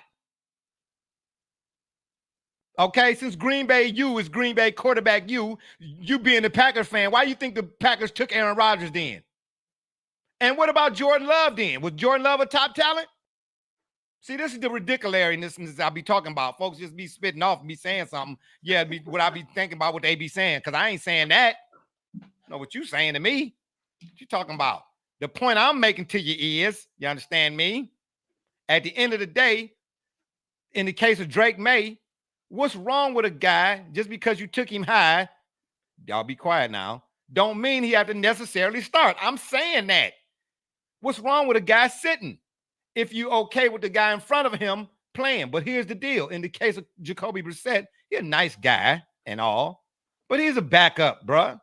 And at some point, what you want Jacoby to do is win you a couple games, man. You want to go 3-3 or something like that in your first 6 games, or, 4 and 5 or somewhere in your first 9 or somewhere around up in there. Then you throw Drake May in and see if you can finish it on down the stretch. We got another comment, I believe. Let's see who this is. Oh, that was Robert Billy. Oh my gosh, sounding silly. Anyway, I'm taking the Commanders too. Because if you look up and down that Commanders roster. Okay. Who you got? Chargers at the Panthers. Give me the fighting Harbaughs. Whoa. The same guy that don't like Rasheed Wallace or Jim Harbaugh. You glad did I say that right? I've been butchering names all day. Now you want to roll with Jim Harbaugh. Mm-hmm. Oh, wow. This dude right here, boy. Flip-flop McGrop like somebody else I know in L.A. right now. Brother Rich, holla at your boy. Double J, what's that number you got on the hat? 23? And don't surprise me.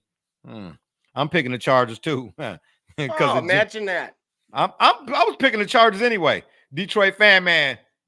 A back of the first draft pick like Aaron Rodgers ain't a guy taken in like the top 5 or 10. If you're a bad team drafting at the top and you need a quarterback, he has to win now for the whole staff's sake. Well, then explain Bryce Young then?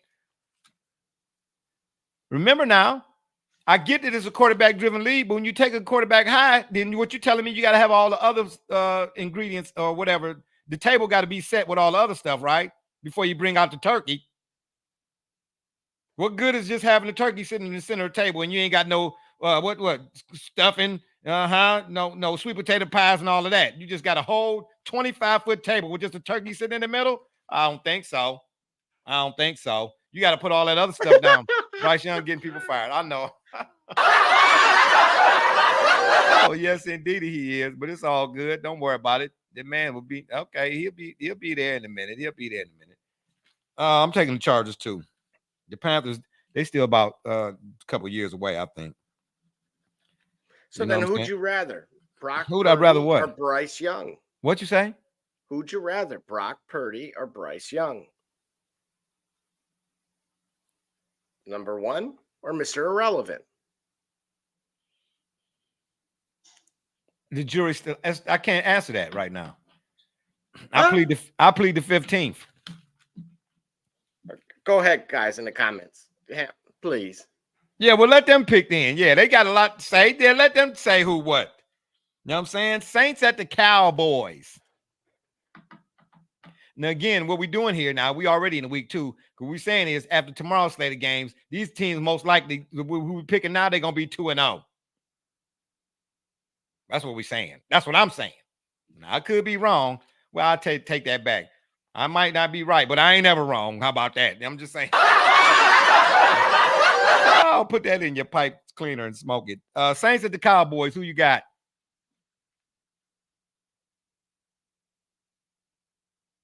Hello? Oh, now y'all ain't got nothing to say. Man. Right. Well, how about you go first? No. Okay, I'm taking the Saints. You are? Why? Because the Dak Prescott, Dakota, for short, is a regular season phenom and a playoff season flop. But in this case, but this is the regular season. It won't be the case. Did you hear what I said? In this case, it ain't the case. It won't be the case.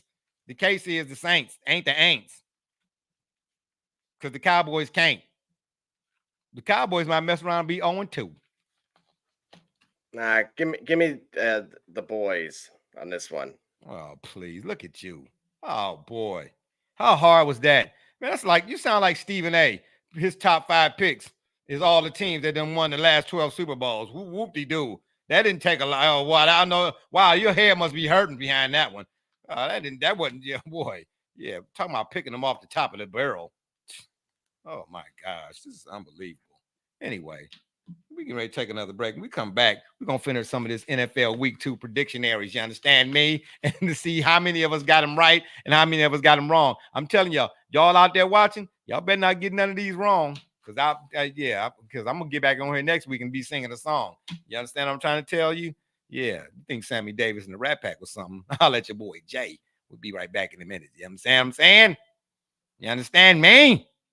It's Kay Cunningham, and you watching the Shop Report. I'm Homie Diallo, and you watching the Shop Report. My name's Chris Murray, and you're watching the Shop Report. Oh, you're Jay Nolly, you're watching the Shop Report. It's Braxton Key, you're dropping in on the Shop Report. Barbershop Jay, Quentin Hines, Super Bowl champion. I'm ready. Let's do it. I'm on. Hi, I'm Mars Manworks from Mercury Stadium, and you're watching the Shock Report. Hey, I'm Billy Butler, and thank you for watching the Shock Report. Hey guys, I'm Les Norman, former Kansas City Royal, and you're watching the Shock Report. Commander Brown, Detroit Rivers Mountain Training, and I'm watching the Shock Report. Hey, this is Doug Flynn of the New York Mets. Well, a few other teams, of course, too. And you're watching the Shop Report. I'm Matt Ramos, and you're watching the Shop Report. How you doing? I'm Rajay Davis, and you're watching the Shop Report. How you doing? This is Nelson Figueroa, former Major League pitcher with a lot of teams. You're about to listen to the Shop Report. Hey, this is Howard Johnson. You're watching the Shop Report.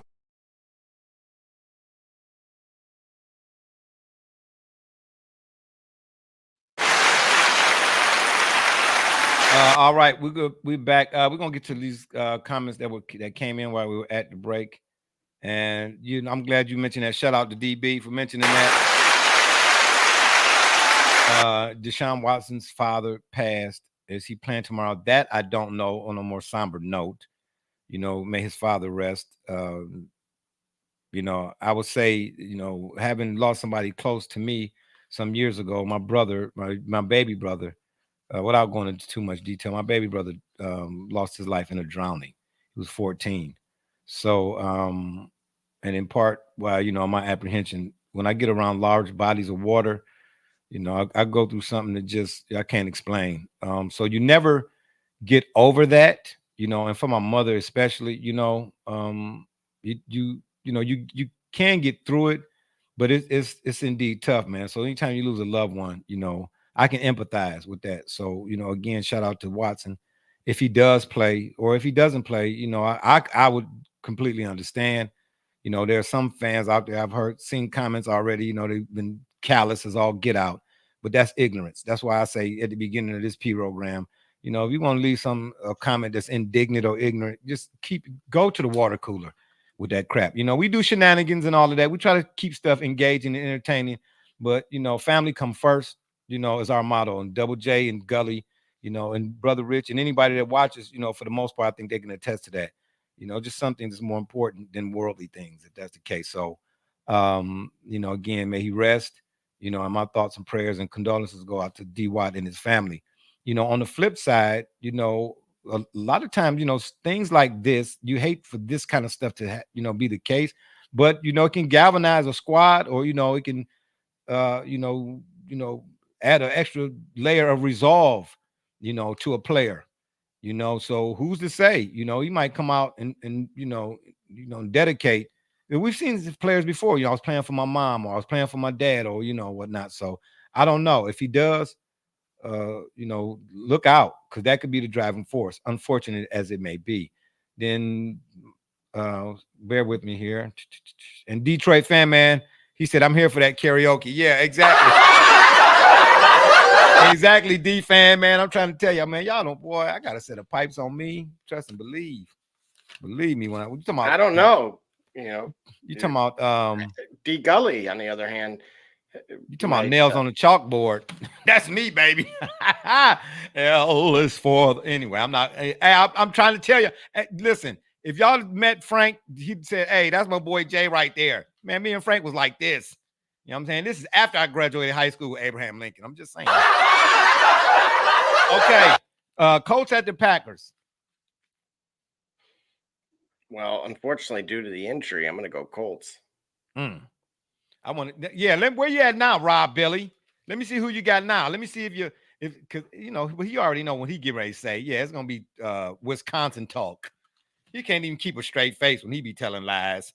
Lying like a rug, he do all the time.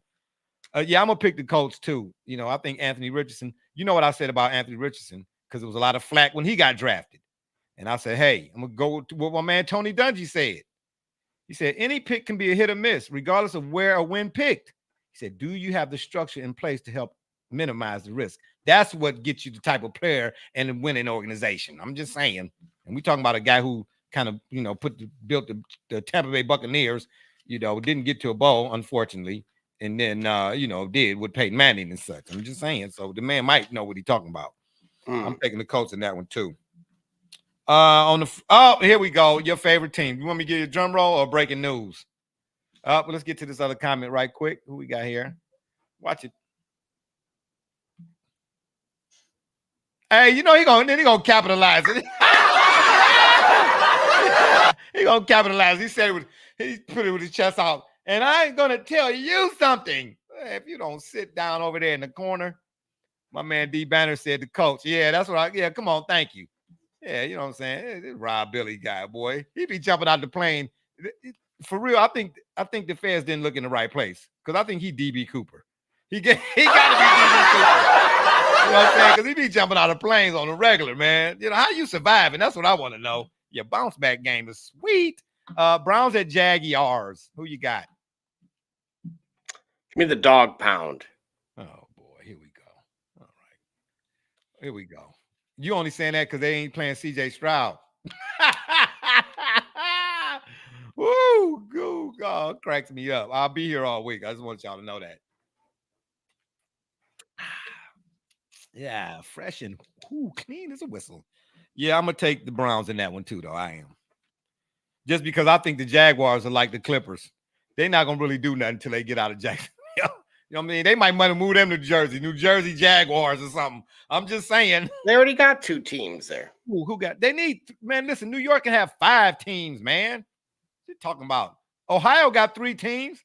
The Bengals, the Browns, and the Buckeyes. The Buckeyes might as well be in the NFL. They play Akron every week. You know what I'm saying? Yeah, D Banner said a dog pound. I ain't mad at you, dog pound. Dog. Hey, man, I'm telling you something for real, man. Man, have you ever seen well, you probably haven't, but DB, bro, have y'all ever seen Myles Garrett in person? Only at the game. Man, I stood next to him, bro. That's a big dude. You hear me? I was inside one year. I went out to training camp with my dude Herm. Man, I was inside the I forget the trainer's name. At the indoor the indoor facility with only like 50 yards or whatever it is. And I was talking to the trainer, man. Then all of a sudden, it seemed like the lights had went out. Man, I turned around. It was Myles Garrett, bro. My gosh. I'm like, man, what the? Bro, he had to duck down out the clouds. Just saying. That's a big dude, bro. Yeah, I'm picking the Browns because Myles Garrett, bro. Yeah, and then Sunshine. He's gonna be back there combing his hair, and then that's when Myles gonna have 8 sacks on the game. And by the way, Myles only need like 11.5 sacks to do break some type of record, don't he? Mm-hmm. Yeah. You want to give us an update because you over there watching something? So give us an update. My gosh. Oh, well, we got 0-0 in a USL championship between DCFC and El Paso, which I need a DCFC win to make all things right. I told you leave them parlays alone. The Dodgers are up 7-2 on the Guardians. Mm-hmm. Oh man, well that's all right. The Guardians took game 1, so don't say this, that, and what I'll mention in that. Okay. 28-10 in Colorado, Nebraska. 14-12 between Oklahoma and Houston. 37-10 in favor of Tennessee versus NC State. 56-0 for Ohio State. It's ridiculous. Ohio State out here. You know what? I wish they'd played that high school team, that guy from Alabama that had 10 touchdowns. Well, now remember, this is the same Western Michigan team that almost beat Wisconsin with former Ohio State. Well, that almost only counted hand grenades and horseshoes. You do know that, right? Well, right, but 56-0 is pretty convincing. Yeah, right. Okay. Yeah, when the other team only had 9 players suit up. Yeah, they thought they was playing baseball, man. Stop it. Anyway, Jets at the Titans. Who you got? Give me the Jets. Oh, please. You on the Aaron Rodgers bandwagon. Hey, don't be surprised if Bill Callahan and Will Levis come away with a win right there, baby. I'm picking the Titans. You understand? That's why I hope y'all marking these down. Jay's picks of the week. The Bucks at the Lions. Ooh. That should be the game of the week. Absolutely not. Give me the Lions. Oh, wait, absolutely not what? It shouldn't be the game of the week, or absolutely not that the Bucks can't win? No, I think you're going to see a changing of the guard with... here we go. Changing of the guard. David Banner weighed in again. He said Buckeyes bounce back. Yeah, of course, because they bouncing all over Akron. I'm just saying. Who couldn't bounce back after bouncing over? Then he said, oh, wait a minute, hold on. He said the Jets. DB said the Jets. He taking the Jets. Okay. Yeah, I'm not surprised. I see in that household over there, Rob Billy and the Bannerites. You know what I'm saying? Y'all, man, stop it, man. And then he said again, he taking the Lions. Woo, boy. Okay, yeah. Well, what a way to live life on the edge. Man, stop. Boy, I thought we was gonna, I thought it was gonna be some cliffhangers. Yeah, man, please. Y'all, oh man. Anyway. And you saying the Lions, why? I think they're the better team. What if Rasheed Wallace is at the game? Is that going? No? What? They'll still win. Did you hear his comments recently as well? Whose comments? Oh, hold on. Let's get to Detroit fan man. Sorry, I'm out of order here. Hold up. I want to know more about the guard changing. That guard changing? What guard? What did I say? I don't even know what I said. Detroit fan man, my mind be slipping. You got to give me a little more context, man. Help me remember, rise, the reverberate, the regurgitate, baby. I know what he's talking about. What is he talking about? Oh, no, I'm not. Okay, well, Detroit fan man, now come on now. Aaron Rodgers, Jets. Well, who was that? Rob Billy and the Lions. He picked. Oh wow. I mean, how long did it take to pick these teams? Man, ain't no thought to that, man. Y'all picking all of. Man, stop it. I'm taking the Bucks. Only in this case. All right. Go Baker. Just saying. What's the first time he didn't have some consistency in on offense, since he was at Oklahoma? Yeah, absolutely. I'm taking the Bucks. You know what I mean? And next week, I'll take the Lions. In week 3. Right, that week 2, I'm taking the Bucks. Anyway, Raiders at the Ravens. Baltimore. Yeah, I am too. There was, man, a toe on the line. It was a KD moment. It was a KD moment. They should have won that game, man. Can't keep on taking L's to them dudes. Just can't. But I think that they'll beat the Raiders. My bad, Antonio Pierce. Because who's the quarterback for the Raiders? The Troy? mustache.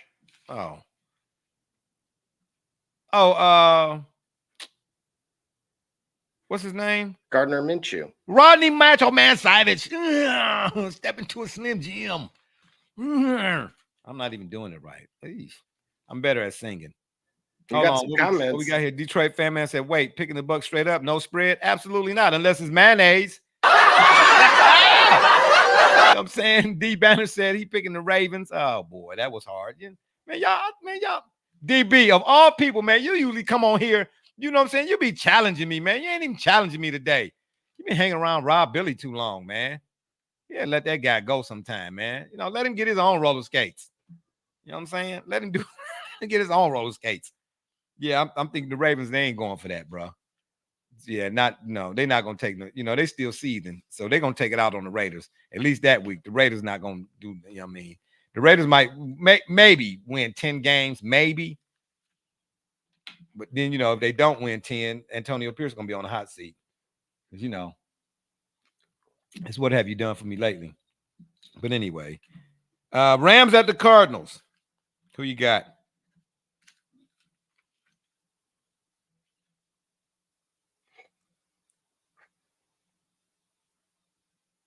I'm taking the Rams. What you over there? Oh, you gotta go to the bathroom? What the heck? No, I'm trying to think about this one. Oh, please. Stop. Why you gotta think about it? You don't like Matt Stafford anyway. You call him Stat Pafford. Now all of a sudden you gotta think about it. Now you want to. Now we on game 23. Now you want. Oh, stop it. D Banner said he's taking the Rams. Yeah. Oh, thank you. About time. Let me give him a button. My buddy, my buddy, my buddy, my buddy, my buddy and me. D Banner waiting again. Oh, whoa, wait a minute. Did he get in the Lucia cabinet? Jay actually make me. Oh my gosh. Somebody came on here and agreed with me. Oh man. Okay. Ooh. Well, we know it ain't Rob Billy. We know he ain't gonna do that. You know what I'm saying? It's not in his DNA. Absolutely not. Yeah, I'm taking the Rams over the Cardinals. But I think it's going to be a better game. What's the spread on that, by the way? Is it out yet or no? Yeah, because it's there. Let's see. Yeah, I want to know that right quick.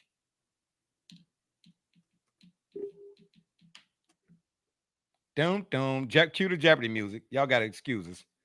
Sometimes we a little late to the party. Right now, that is Rams minus 2.5. Ooh.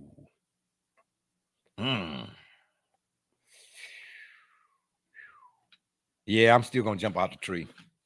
I'm taking the Rams. The Bengals at the Chiefs. Oh, hold up. We got another comment rolling in. Let's see who's saying something right on there just now. Wait a minute. Hold up. D, his sons made them picks for him. My sons don't even like football. They like basketball. Man, go lay down and rest your neck. Go take a nap, man. That's what I mean, man. Listen, as soon as they get their ARP card, I know because I went through it when I got mine. You know what I mean? Get over there drinking that wine, that champagne or whatever they call that stuff he drinking. Man, go lay down. Go lay down. Sleep it off. My sons don't even like football. This is me, baby, all the way. Jay, hey, Jay, hey, if you're going to stand, stand. If you're going to sit, sit, but do not waver. Jay, don't waver, baby. Bengals at the Chiefs. Who you got? Uh-oh. Sorry about that. Who you got, Double J?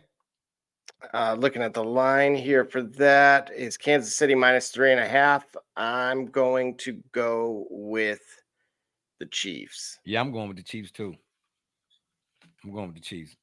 Patty Ice, one of them kind of guys, he don't forget. You know what I mean? And he just got better and listen, he done been in how many AFC championships since he's been in the league? Patrick Mahomes? Yeah, but the thing for me is Jamar Chase. What about him? He there, right? Kinda.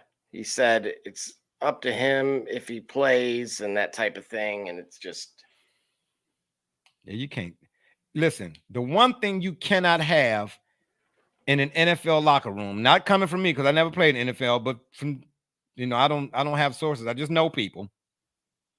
You have to have cohesiveness. I know most people talk about camaraderie and kumbaya and chemistry and all of that. No, you got to have cohesiveness, bro. And that right there, that kind of stuff, it may be a little blip on the radar, but that's like a hangnail, bro. You keep messing with it. Next thing you know, you got to go to emergency to get the whole nail removed. What you mean? You don't know if you're going to play, I don't know, and maybe and all that. Come on now. You're too important to that trio. Especially after Mixon is out of there. No, I don't know. I like Chase Brown. So for those fantasy players out there, maybe not immediately, but I'm not a big Zach Moss guy. I think Chase Brown can definitely take that over. And, speaking of fantasy, Double J, get the folks 5 fantasy picks right quick. If you're playing whether you're playing PPR standard or whatnot, give them, okay, hey, put this guy, pick that guy, take that guy, let that guy go, don't play that guy, sort of, et cetera, et cetera. Well, there's naturally some context there, but I would say matchup. Well, just in general, guys to keep late round picks, right? Sleepers would be guys like Ray Davis for Buffalo, who we talked about a little earlier, that I said they needed a little bit of time. Speaking of Buffalo, Keon Coleman, who we talked about earlier. Other teams, maybe a Trey Palmer for the LA Chargers. That's been around for a while, but is in a number 2 spot with Ladd McConkey there, who, again.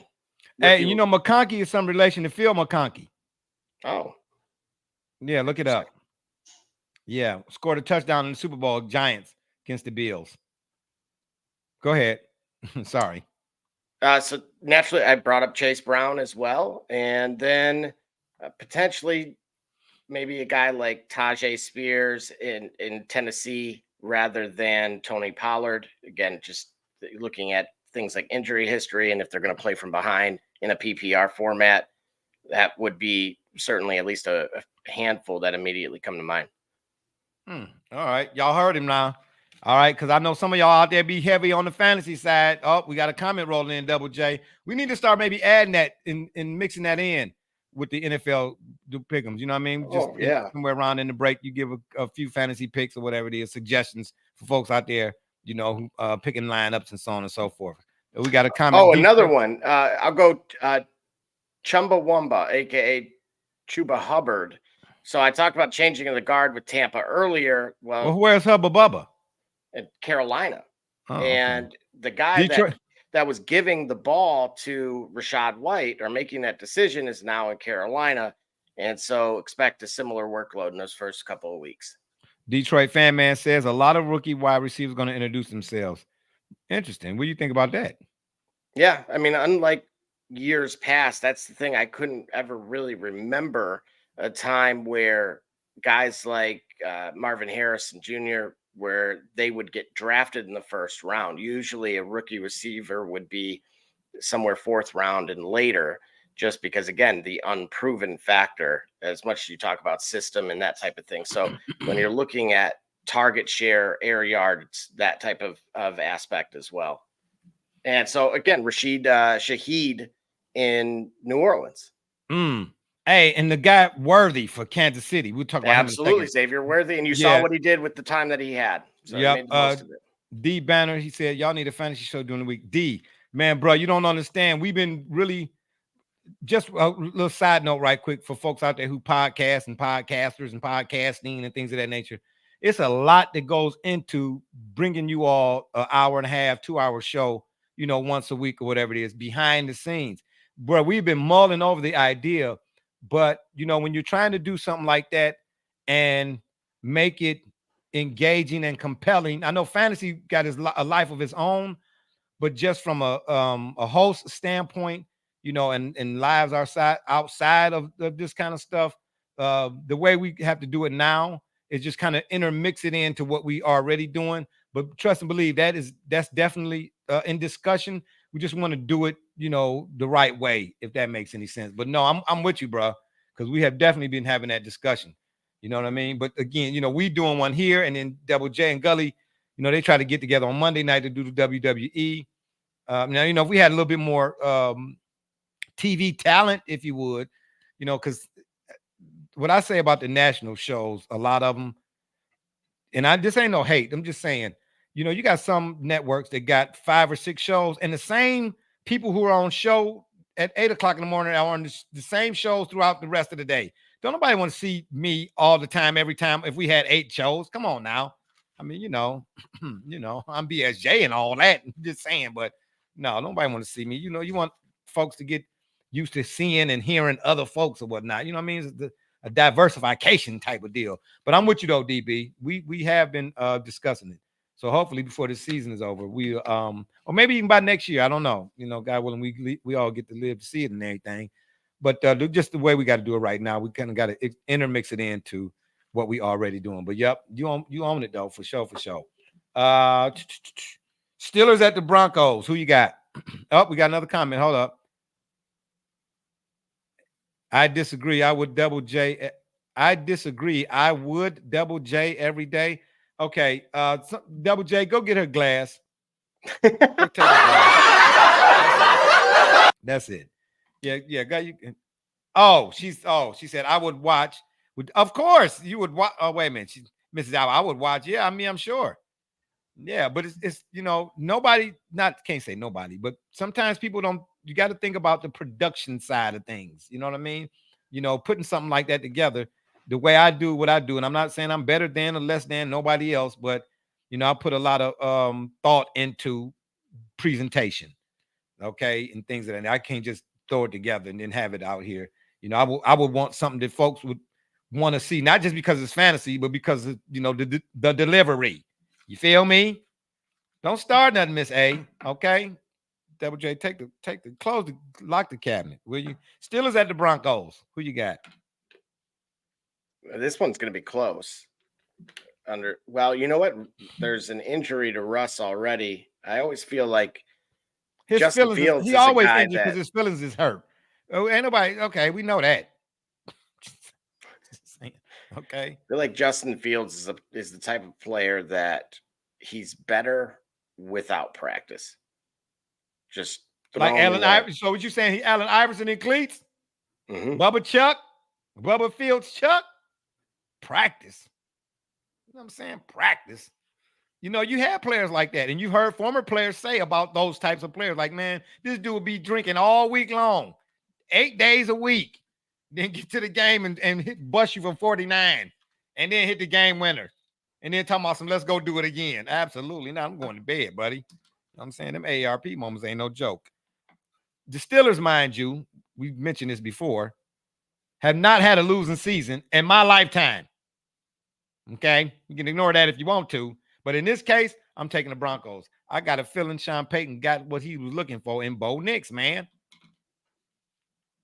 You know what I'm saying? At least the Broncos didn't make Sean Payton do what the Browns made Shanahan do. Okay. Sean Payton, who was the quarterback before Bo Nix? Oh. Yeah, Bubba Dub Wilson. Don't forget about the ladies. Women play fantasy, get a female co-host. Oh, absolutely. Oh, bro. Actually, Megan plays, coincidentally.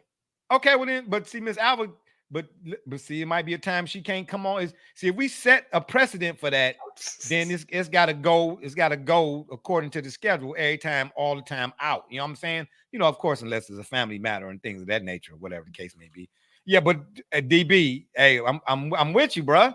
Don't think we ain't been thinking about it. But you know what I'm saying? It's when you think about this, and I'm not saying we're there, excuse me, but think about some of your national talk shows that you tune into. What's the one thing that causes you to tune in each week or every time or whenever that they coming on? The dynamic. You remember Mike and Mike once upon a time? It was a reason why Mike and Mike meshed so well, or the reason why folks was up in arms when we found out that inside the NBA might not be a thing on TNT no more, because EJ, Charles, Kenny, and Shaq, each one has their own light, but together, nobody's individual light outshines the group, if that makes any sense. So you're right, having a female co-host, but it's not just about, placement, but you got to pick the right one whose, values and ideas and the way they deliver and all of that stuff got to mesh. You know what I mean? Just the way I do things. But I'm with you, DB. You know what I'm saying? Shout out now. Let me give you a salute. You know what I'm saying? It's coming. It's coming. Patience. You know what I'm saying? Patience is the one virtue that unlocks all the others one day at a time, one movement at a time. And, I ain't no spring chicken tuna, whatever they call that, no more. You know what I'm saying? I'm 5,500 years old, bro.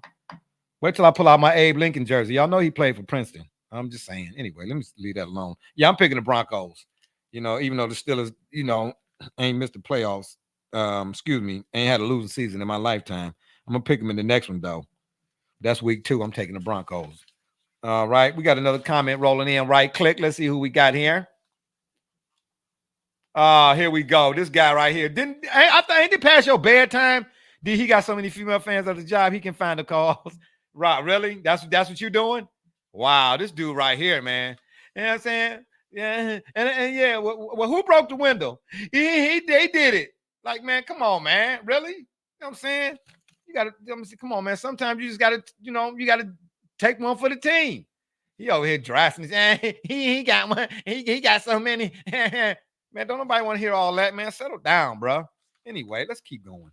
Bears at the Texans. Who you got? Give me H-Town. Who is H-Town? This is not the singing group we're talking about. We're talking about football. My gosh. Houston. Oh, well, I mean, we got a problem. If you say that again, H-Town. Somebody rocking, stocking, knocking. Anyway, I ain't going to even finish that. Yeah, why are you taking the Texans? No, you was all on Caleb Williams bandwagon. Oh, yeah. He got fingernail polish, all that old good stuff. You know what I'm saying? I seen him at Macy's. You know what I'm saying? Anyway, shopping at the particulars and all that old type of stuff. He was talking all that stuff. Now, all of a sudden, you're picking the Texans. Why? No, I think they have the more complete team at the moment. Oh, okay. Okay, so then jump all the way out the tree then. The Texans in the AFC Championship? No. Who in the AFC Championship next to Kansas City, barring injury or car crash moments? Probably Baltimore. Oh, okay. Let somebody that's watching tell it. The Browns in the AFC Championship. That's what I try to tell him. It's ridiculous. I said, man, listen, don't let the sauce be your boss. Okay. Put that thing down, man. I can tell you that because I was once there. All right. And then lastly, on the Monday night side of things next week, you got the Falcons at the Eagles. Who you got? Oh, I'm picking the Texans too, by the way. No offense to my Chi-Town fam. T-Lo, my bad. It's all good, baby. Who you got? Falcons at the Eagles. I'm going to go with the Eagles. Because of Saquon. Man, you think the Giants regret paying Daniel Jones? Oh, Saquon balled out, baby. Jets in the AFC Championship. Hey, well, listen, I get it. Oh, Double J, you might as well give him your gamer tag because he play a lot of Madden. That's the only time you're going to see that madness is in Madden. You know what I'm saying? Anyway, we got another way in there. Oh, what we got here? Oh, what you doing? Stop. Would you cut it out? The Divine NTR. Shout out to, shout out there. The Falcons. Yeah, hey, you know what? I'm going to tell you right now, man, them Falcons, they might surprise some folks over there on that side of things. You know what I mean? Absolutely. They got a nice squad, top to bottom. They got a nice little squad, bro. They do. Do you trust Kirk Cousins? Same guy who couldn't get it done in the playoffs with Minnesota. That's like asking me, do I trust Rob Billy? Absolutely. Absolutely not. You know what I'm saying? Or Sharon Rodgers. I trust neither one of them. You know what I'm saying? You know what I'm saying? We boys, baby. We boys. You know what I mean? We boys. Yeah, whatever. Saquon did his thing. He did. Yeah, he did. And listen, and mind you, he did it on a field that wasn't fit for the Kentucky Derby. My man DB weighing in again. He said the Eagles. All right, then. Okay, I see y'all. Why everybody picking the Eagles? I wonder. I really want to know why y'all all picking the Eagles. 10 minutes ago, everybody was on the Falcons. Kirk Cousins, Michael Penix. You know, and then who the offensive coordinator already again? Exactly. Don't nobody know because y'all don't want to know. But y'all know Raheem Morris though. But the Falcons do. They do it. They got balance. They got the running game. They got Kirk Cousins in the passing game. This is a big year for the Pitts. You don't think so? It is actually. It's a very big year for him specifically. Yeah. And here's the one I want to know: how many Falcons players right now? Maybe not on yours, but do you think that were selected in various fantasy teams this year from the skill position? You the running back go in the first round, late first round, right around that 9-10 turn. And then Cousins was someone that you would get in the later round, so around 8 or so, as like a QB2, or if you were in a super flex league, kind of a bye week quarterback. But as far as like Pitts would go, tight end, maybe somewhere between 3 or 5 as high as 3, or in that 5 to 6 range typically. So right in those same rounds as well. Kind of still early though. So what you saying maybe about 5 or 6 skilled players? I would say regardless of where they're going, 4. I'm talking about just being selected, period. Yeah, I mean I would say I would lean closer to 5, yes. I wonder. That's some teams might only have 3. Correct. Some might have 7. You know what I mean? If you got 5 or more, that says a lot. In the shuffle there is that there, a lot of fantasy players are going to go with kind of the hotter teams, and they forget that they're still, you can get a starter, right? Like guys like Chuba Hubbard were not even drafted. So I grabbed him in like the 15th round. Really? Hold that thought. Yeah. Let me just get to his comments. Rob Billy said Kirk got a better chance since he's out the NFC North. I'm with you on that too. I think that South is winnable. It should be winnable for a guy like Kirk Cousins. Believe it or not, I believe more so than the NFC North. Even though he probably was the veteran in the North too, wasn't he? Tell you the truth. Other than Goff was there, and then Yeah, at that's that point right. you had Well, Justin Fields and Jordan Love. Yeah. 5 players got drafted on the Falcons. Rob Billy is saying, oh, shout out to the latecomer to the stage, D Gully. Whoa, Dapper Dan. Yeah, He made sure he showed you up. Yeah. Yeah, I know. Oh, you just come from a WWE event? Yeah. Oh, Black McMahon over here. Unbelievable. Yeah, I'm here. I Okay. know. Yeah, well, we about ready to finish up again. I mean, you know what I'm saying? You know, but okay, we'll let you get a couple of picks in, I guess. Okay. All right, give him the list. Give him the list. Yeah, I'm gonna give you the list right quick. You got to tell me who you got on the pick side, and then we wrapping things up and we're out of here. All right. This is our NFL. The NFL. Oh, we got another comment rolling in. Okay, they coming, boy. My gosh. Rob Billy say, "Oh, that's what WJ. You see that? Yeah. 8 player. I see what I'm saying. Well, that's the thing, right? Was about the format. So again, the IDP is just an individual defensive player. So wait. Since when they start doing that? I thought you had been an option for a few years. Is that? Yeah, I'm going to say fantasy. Mm-hmm. Yeah. No. It's been that way for several years. You have different leagues that you could do. But that's more so new than it is old. No, it's always been around. I mean, for at least the last 18 years, yeah. It's not now. What I would say is I don't know how popular it's been, but it's been around for quite some time. I don't recall. I remember in the ones I used to play in, you pick a defense. You would pick a defense. No, there were other ones. Even when I commissioned the league several years ago, it was a late decision for me to decide to go with just team defenses versus drafting like individual IDPs like they just mentioned. But no, it's been around for quite some time. Okay, so then to my point then a little bit ago, can you really make a case for, and again, we talking about injuries aside, because nothing you can do about injuries. This is the nature of the sport. You get what I'm trying to tell you? Okay. But we're saying hypothetically here. But no, actually, in this case, realistically, can you look at how many players are being drafted from a team being drafted to fantasy teams and say that has some sort of correlation to the actual team's success? So something you should be doing as a fantasy player that is often not done is it, and again, this varies by the app that you use. It certainly gets more difficult if you're still doing kind of like the traditional stickers and that type of thing. Now, wait. Hold that thought. Now, does it matter if you're in PPR or standard? Sure, certainly. Okay, because, go ahead. Yeah. So, but in general, I would say this is universal, which is watching who your opponents have taken by just position. So that way, again, when you're talking about typically a snake format. So you may have a large gap between picks.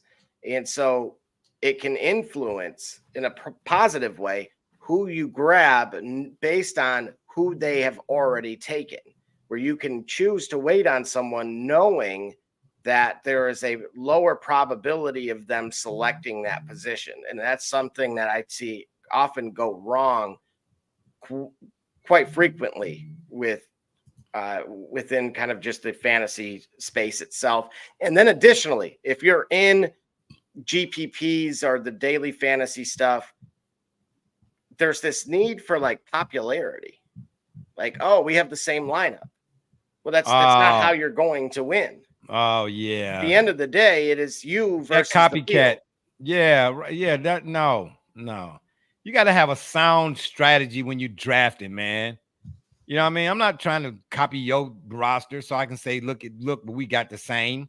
Oh, really? That's what you're doing? Yeah, you destined. You might as well just let the computer pick them. But copying a roster does give you an idea of the psychology of your teammate. If me and Double J got nearly identical rosters, if you will, then there's something about my processes, my thought. I can kind of play, it's like a paper, rock, scissors type thing. I kind of can have an idea of what matchups he's likely to use or who he might sit and start compared to who I might sit and start. You get what I'm saying? I get what you're saying, but guess what? I also get this. You could be copying off my paper and I could have got them all wrong. Yeah, that's true. Okay.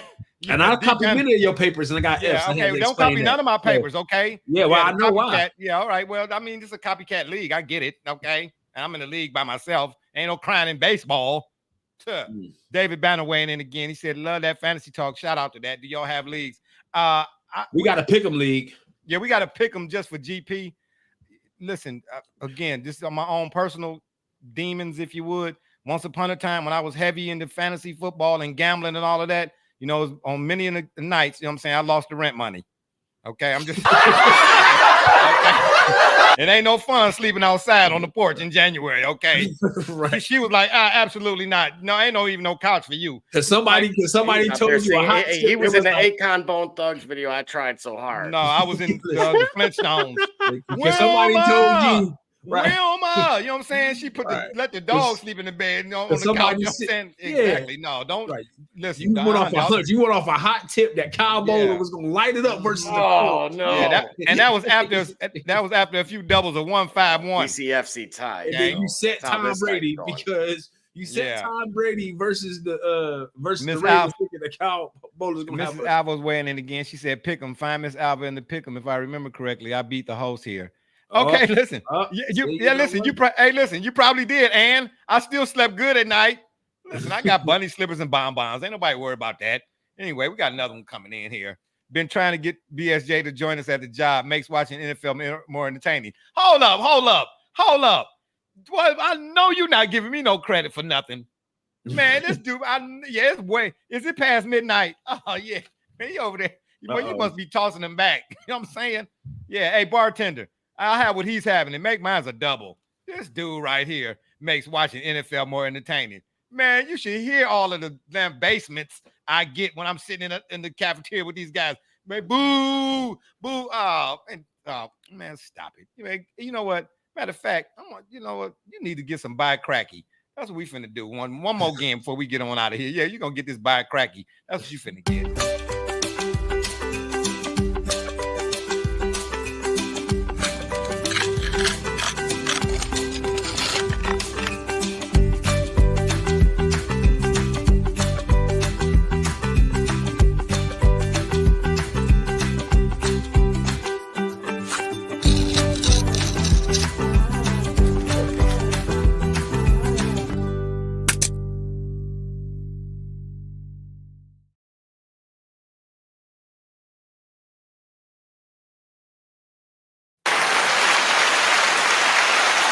They got to get a new slogan.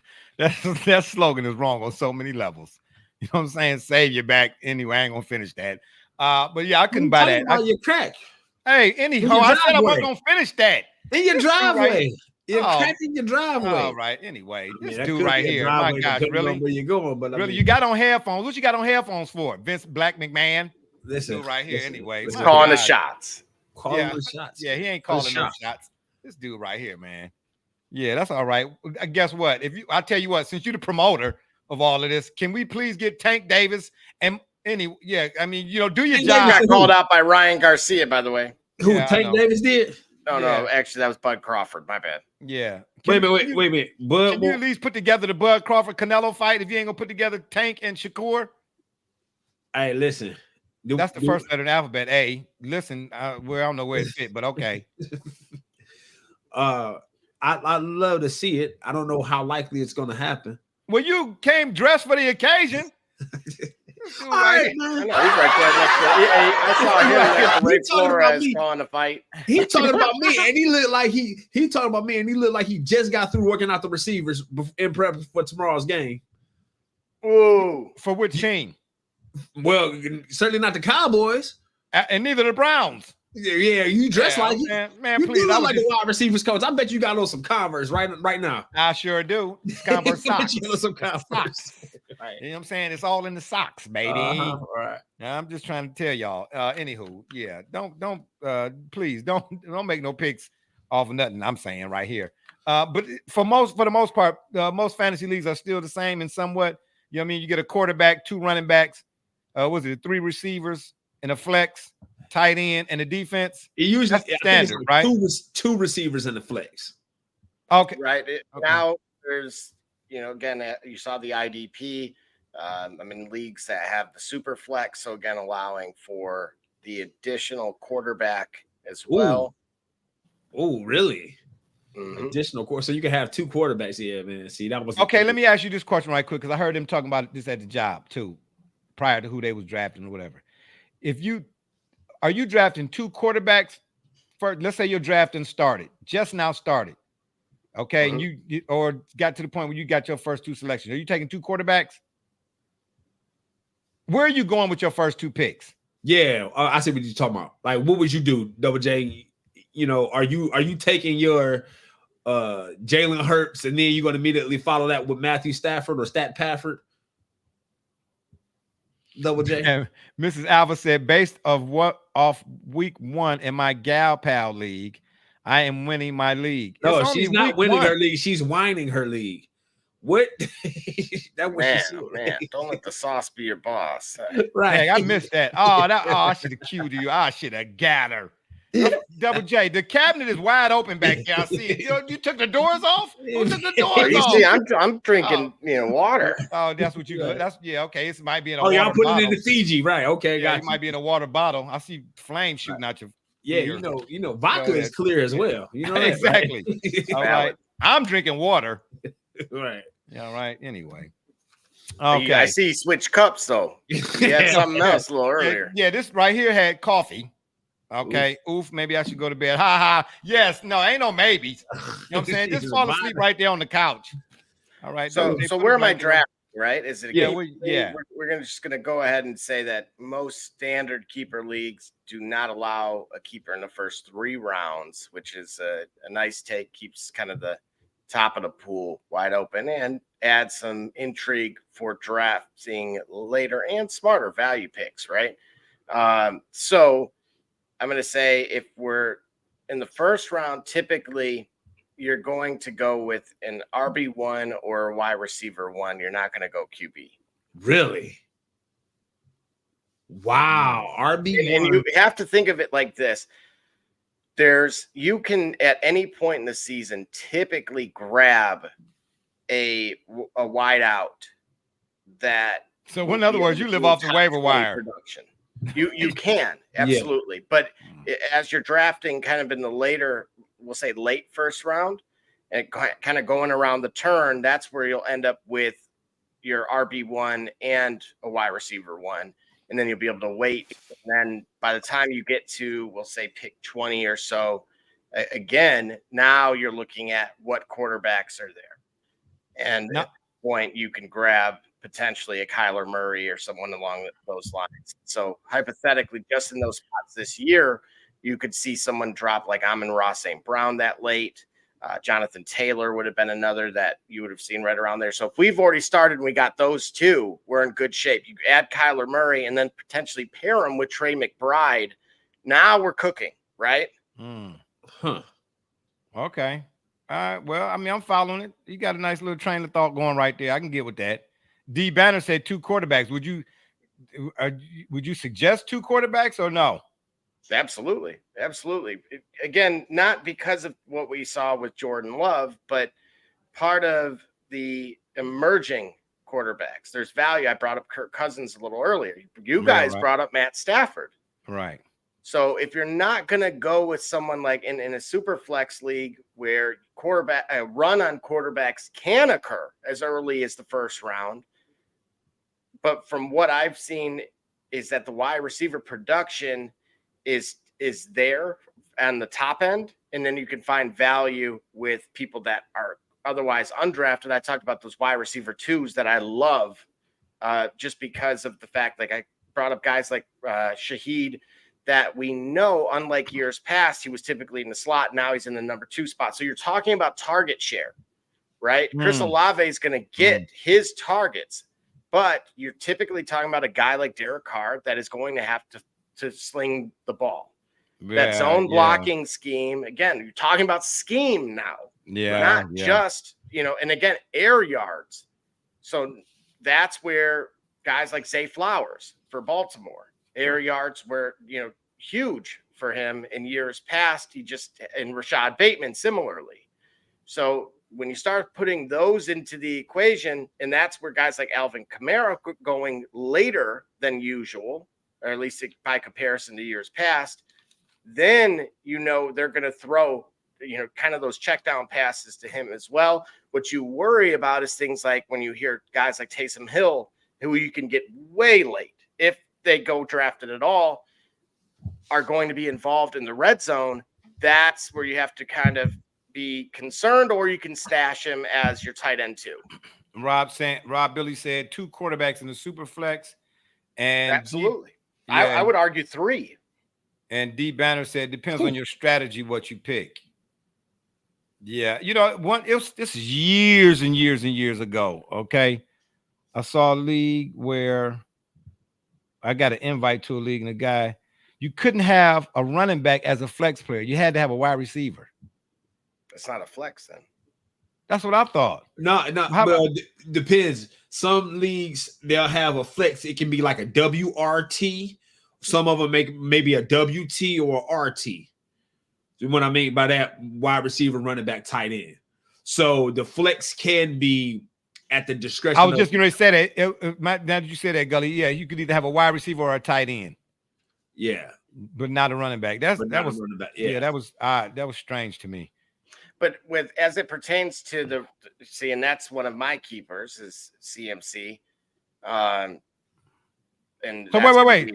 So Christian McCaffrey is the only, if you got the first pick, and Christian McCaffrey is the only running back you would pick if you had the first pick. Not first overall, not necessarily, not this particular. So what is he saying? What is the first 3? What does he mean when he said first pick?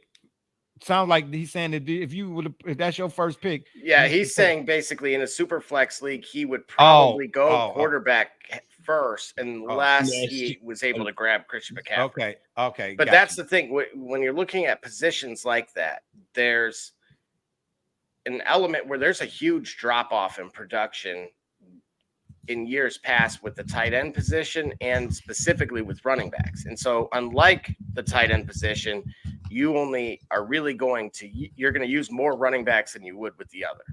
So locking a true kind of bell cow running back up, that's going to be someone you can kind of really lean on for the majority of the season. And as DB's pointing out, there is quite a bit more depth. And as I pointed out before, you can find a lot of value with these teams that are supposedly quote unquote bad. Right. I pointed out Chuba Hubbard a little earlier. Let's not forget that guys like Adam Thielen were actually pretty good, decent in production last season. They added another wide receiver around them. And of course, on a bad team, that means they're going to be trailing. So you may not want Bryce Young, but you may want one of those receivers. D Banner said wide receiver pool is deep.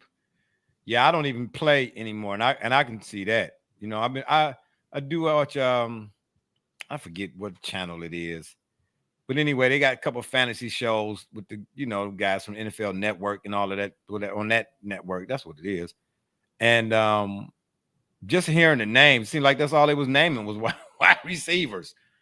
You know what I mean? And you got he's got a nice mix too, I think, veterans and young guys, and all in between too coming in. We'll see. I mean, yeah, the Gully, it was suggested that we, put together some sort of fantasy. I'm gonna tell you, my attention span my attention span and my psyche, I can't do it. I cannot go back to the days where I want my defense to score 2 touchdowns and keep the offense under 150 yards.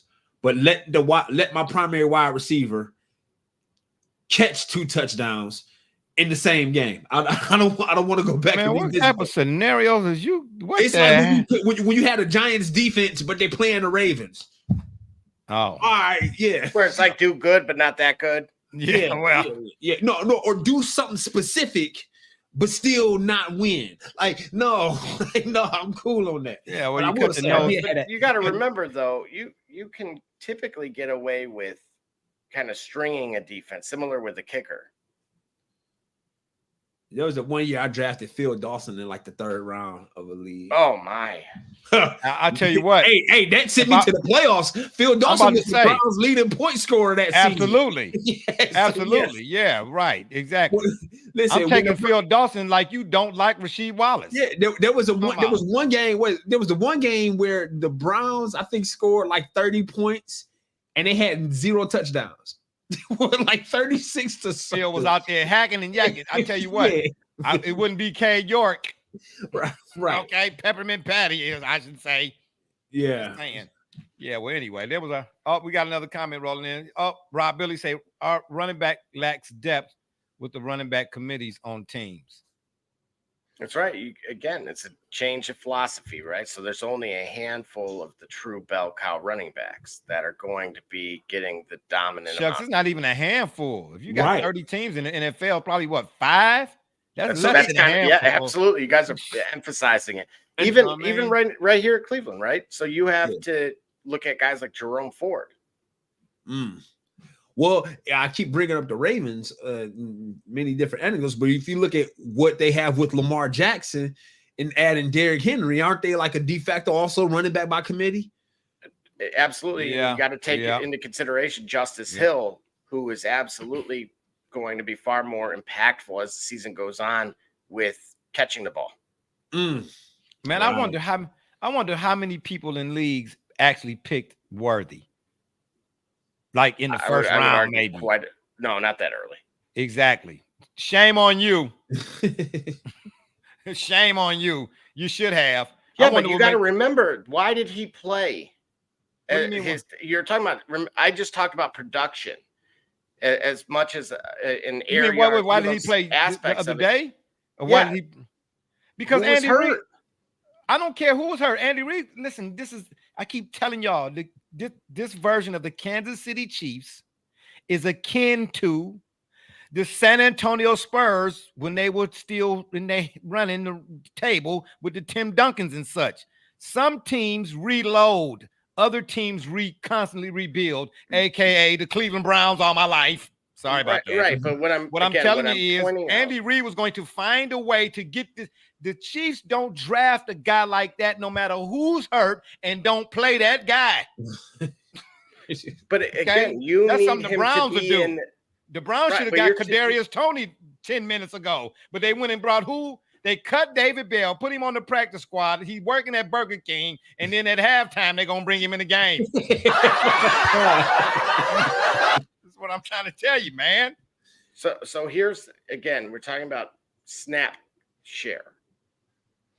So what percentage of the snaps is that player actually out there? Okay. And so why was Xavier Worthy out there? He was being picked later with the intent that maybe what Barbershop Jay is pointing out, that number, that percentage would increase. But the minute Hollywood Brown went down, and if you remember, I actually was telling you guys, I'm like, I don't know who that was, but he caught it and then got hit and was like immediately like, I'm out. It was him. Okay. And I'm trying to tell you, Hollywood Brown, Hollywood get down. They cloned Tyrone. I ain't going home. And everybody else, Worthy was getting on the field. I'm trying to tell you that. Punt return, kick return, some type of return. You was going to get a return had you picked him up is what I'm trying to tell you. And a good return on your investment. Unlike being a Browns fan, 45 years, what kind of return you got on that? Just saying. D. Banner said, take away defense and add a flex spot. So what? So he's saying two flex spots? Rob Billy said, prefer IDP over team defenses. I'm with Gully. Yeah, of course, because IDP, you can pick Micah Parsons. That's right. Yeah, I'm trying to say over team defense. But listen, it depends on who that team defense is. You know what I mean? I know it's been about 24 some odd years, but just imagine if what he talking about team defenses versus IDP, and this is 2000. You IDP and you got the 2000 Ravens? Yeah, you would. Absolutely not. You're taking the Ravens defense in totality. You got Ed Reed, Ray Lewis. But see, no, that to me is so who you taking? If you IDP in that 2000 Ravens, you taking Ed Reed or Ray Lewis or you taking that whole Ravens defense? What I'm saying, no, but see, that's where you can't lose either way. In that scenario, that team defense was so dominant in part because what Ray Lewis was able to do at middle linebacker in complement with what Ed Reed did at safety. Yes, so they had there was no weak link on that team, even from the corners. So even if you could collectively take that Ravens defense in a league where you could collectively take that Ravens defense as dominant as they were individually, I would. Man, I'm taking that Ravens defense over one player, whether it's Ed Reed or Ray Lewis. Man, come on now, cut me in and cut it out now. Stop it. Yeah, this is what happens when you wear a tuxedo to the program. This is what happens right there. You make sound, reasonable decisions, sophisticated decisions. I don't. Really, you don't, right? That's why I'm telling you that. Browns coach this whole entire time. I'm just saying though. But I tell you what I do soundly, and that's sleep. Because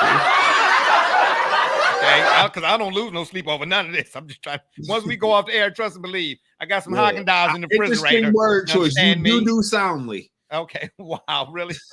That's what you say. Quick update. Oregon, number 7, is trailing Boise State 17-14. Oh, boy. Big Ten. That Big Ten. Boy, that vaunted Big Ten. Yeah. D. Banner said, Worthy looked like Deshaun Jackson. Boy, who you telling? Who you telling? You know what I'm saying? I tell you what, whoever didn't pick him regret it. So, real quick, though, do you think that they can actually do it all this year? Do what? Do what? Teams, I need you to say, ask them on contact because that didn't sound right. Do it all. Do it all. Yeah, I ain't say do it big. I ain't say do it slow. I ain't say do it all. Yeah, do it all. Shop report after dark. Yeah, right. Saying, I got the tuxo, bro. It's staying on. I'm saying at this stage and age, my pipe, boy, you need a whole roll of toilet paper. Just what you say. I'm just. What happened? Yeah. What I'm saying is, do the Chiefs look like they can actually three-peat? Man, don't be asking me no questions I already answered, David Ruffin. Wait a minute. Speaking of, the Temptations are performing at an Eastern Michigan halftime. Okay, that's the name. But the guy, listen, anytime is Otis in there? Otis is the last one standing. Is he performing with them? Yes. It's the Temptations. Don't even entertain what Barbershop Jay about to say. So all those times nobody came to see you, Otis. That is not true. Hey, Otis the only one they can see. Otis the only one from that scene that they can see at this point. Hey, I'm trying to tell y'all right now, man. Anytime hover around and depends the sponsors, that ain't stop it. Listen, stop it. No, ain't nobody. Nah, man. He is the glue. He is the glue of that sound. What we heard. If everything get old, man, including bread. It's just like saying, because it's Sarah Lee. It's 12 weeks old. I'm still gonna eat it. Stop it. Frankie Valli was on stage. I thought it was an animatronic. Exactly. AI is taking over. AI, and I ain't talking about Allen Iverson. An animatronic. Yo, when was this? Frankie Valli was still. When was this? Like recently, like this last week, I seen it. Yo, I really thought it was an animatronic. I thought he was gone, bro. Bruh, listen, what I'm trying to tell you, the names are still relevant, but some of these groups been out since the 50s, man. Like Mick Jagger, they said he was doing one of his routines, and his dang on dentures fell out and hit that lady in the first row, and now he got a civil suit. Just like he got a civil suit. This dude right here got a Batman suit. Are you ready? Okay. Anyway, Rob Billy said Worthy looked great. I drafted Rice instead. Well, you should have drafted Bings, because guess what? That's what you're gonna need, because you should have drafted Worthy. All right, yeah. That's what I'm trying to tell you. But anyway, we ain't finna go. What you got there? Oh, Double J. We don't want to see that. Who is that? Is that Sting? That's Frankie Valli. What? And the Four Seasons. Well, they only look like they've been around 4 seasons. The rest of them. They look like wax figures. Why everybody standing like they got to use the bathroom? This is unbelievable. Okay, I don't want to see it. We getting out of here, man. I got to go. I got stuff to do. I thought it was like Chuck E. Cheese, man. Look at that. What the heck? What are they singing? Oh, say, can you? Oh, stop it. Yeah, we getting ready to go. I'm not. Poor guy. Yeah, anyway, poor guy, nothing. Get that out of there. Yeah. So, anywho, at the end of the day, there it is, y'all. Those are our week 2 picks, NFL picks. Hey, listen, we picked the week 2 now. So after tomorrow game, shout out that NFL season. If I didn't hear Gully make one pick. Because I gotta go, man. Gully came. The grocery store is closed. You can't come talking about saying I just, you know what I'm saying, I need to cash my check, and you can see it on the sign. You got Myers over there. They're 24 hours. No, okay, this ain't 24 hours. Did I just tell you? I just took some Metamucil. Hey, listen, you saw what I put in the team Discord earlier. Yeah, I just took some Metamucil. We can't. I ain't got 24 hours. You know what I'm saying? Really, y'all see me over here moving. I got 24 seconds left. Okay, and then this Mount St. Helens. Anyway, that's too much information. Okay. Okay. Yeah. At the end of the day, man. Well, you had to duck walk to that bathroom, huh? Hey, listen. I'm about to. Okay. Whatever you say, Smokey Robinson. Leftover right. Smokey Robinson. It ain't Brooks Robinson. Yeah, exactly. Speaking of turtles, Teenage Mutant Ninja Turtles. Anyway, and on that note, I leave you with this quote. Oh, this boy is ridiculous. There is no wealth like wisdom, no destitution like ignorance, no inheritance like refinement, and no support like consultation. You want me to read that again? Yeah. There is no wealth like wisdom, no destitution like ignorance, no inheritance like refinement, and no support like consultation. It's from Hazrat Ali. It's been fun, but we got to run. Don't forget to check us out at 9. Whatever. Check us out every day at 9. Every Saturday at 9. It's that suit, man. He said suit, man. He said it's at 9. Try that again. All right, Grandpa. Let's get you to bed. Yeah, I told y'all it's past our bedtime. That Metamucil, man, it worked fast, man. Okay, I'm just trying to tell you. Woo! I didn't read the instructions. Anyway, it's been fun, but we got to run. Don't forget to check us out every Saturday at 9 on the PM side, right here on the yard. I almost messed it up again. Or y'all can check us out on Facebook, Twitter, Instagram, the shop's fan page, and of course YouTube. And make sure you hit that subscribe button. We'd be much obliged. And if that don't work, y'all can Google it. Man, I got it, man. Dag nabbit. I just wanted to participate. Whatever. Anyway, for my dudes, B Rich, Double J, D Gully, TJ, and all those who follow and support us, we say thank you. I'm Barbershop Jay, and you've been listening to the Shop Report. And remember, the next time y'all want to know what's really going on, man, come to the shop. Don't go to the turnbuckle, because you see, they don't never show up for the turnbuckle. I mean, for this long time. But let's be the turnbuckle, whatever time that is. Whoever done rolled the dice, they be right there on the stand. Don't nobody be jumping off the screen then. Yeah, I'm BSJ. I'm out. You know what I'm saying? Holla at your boy. I'm gone. I got to go to the bathroom.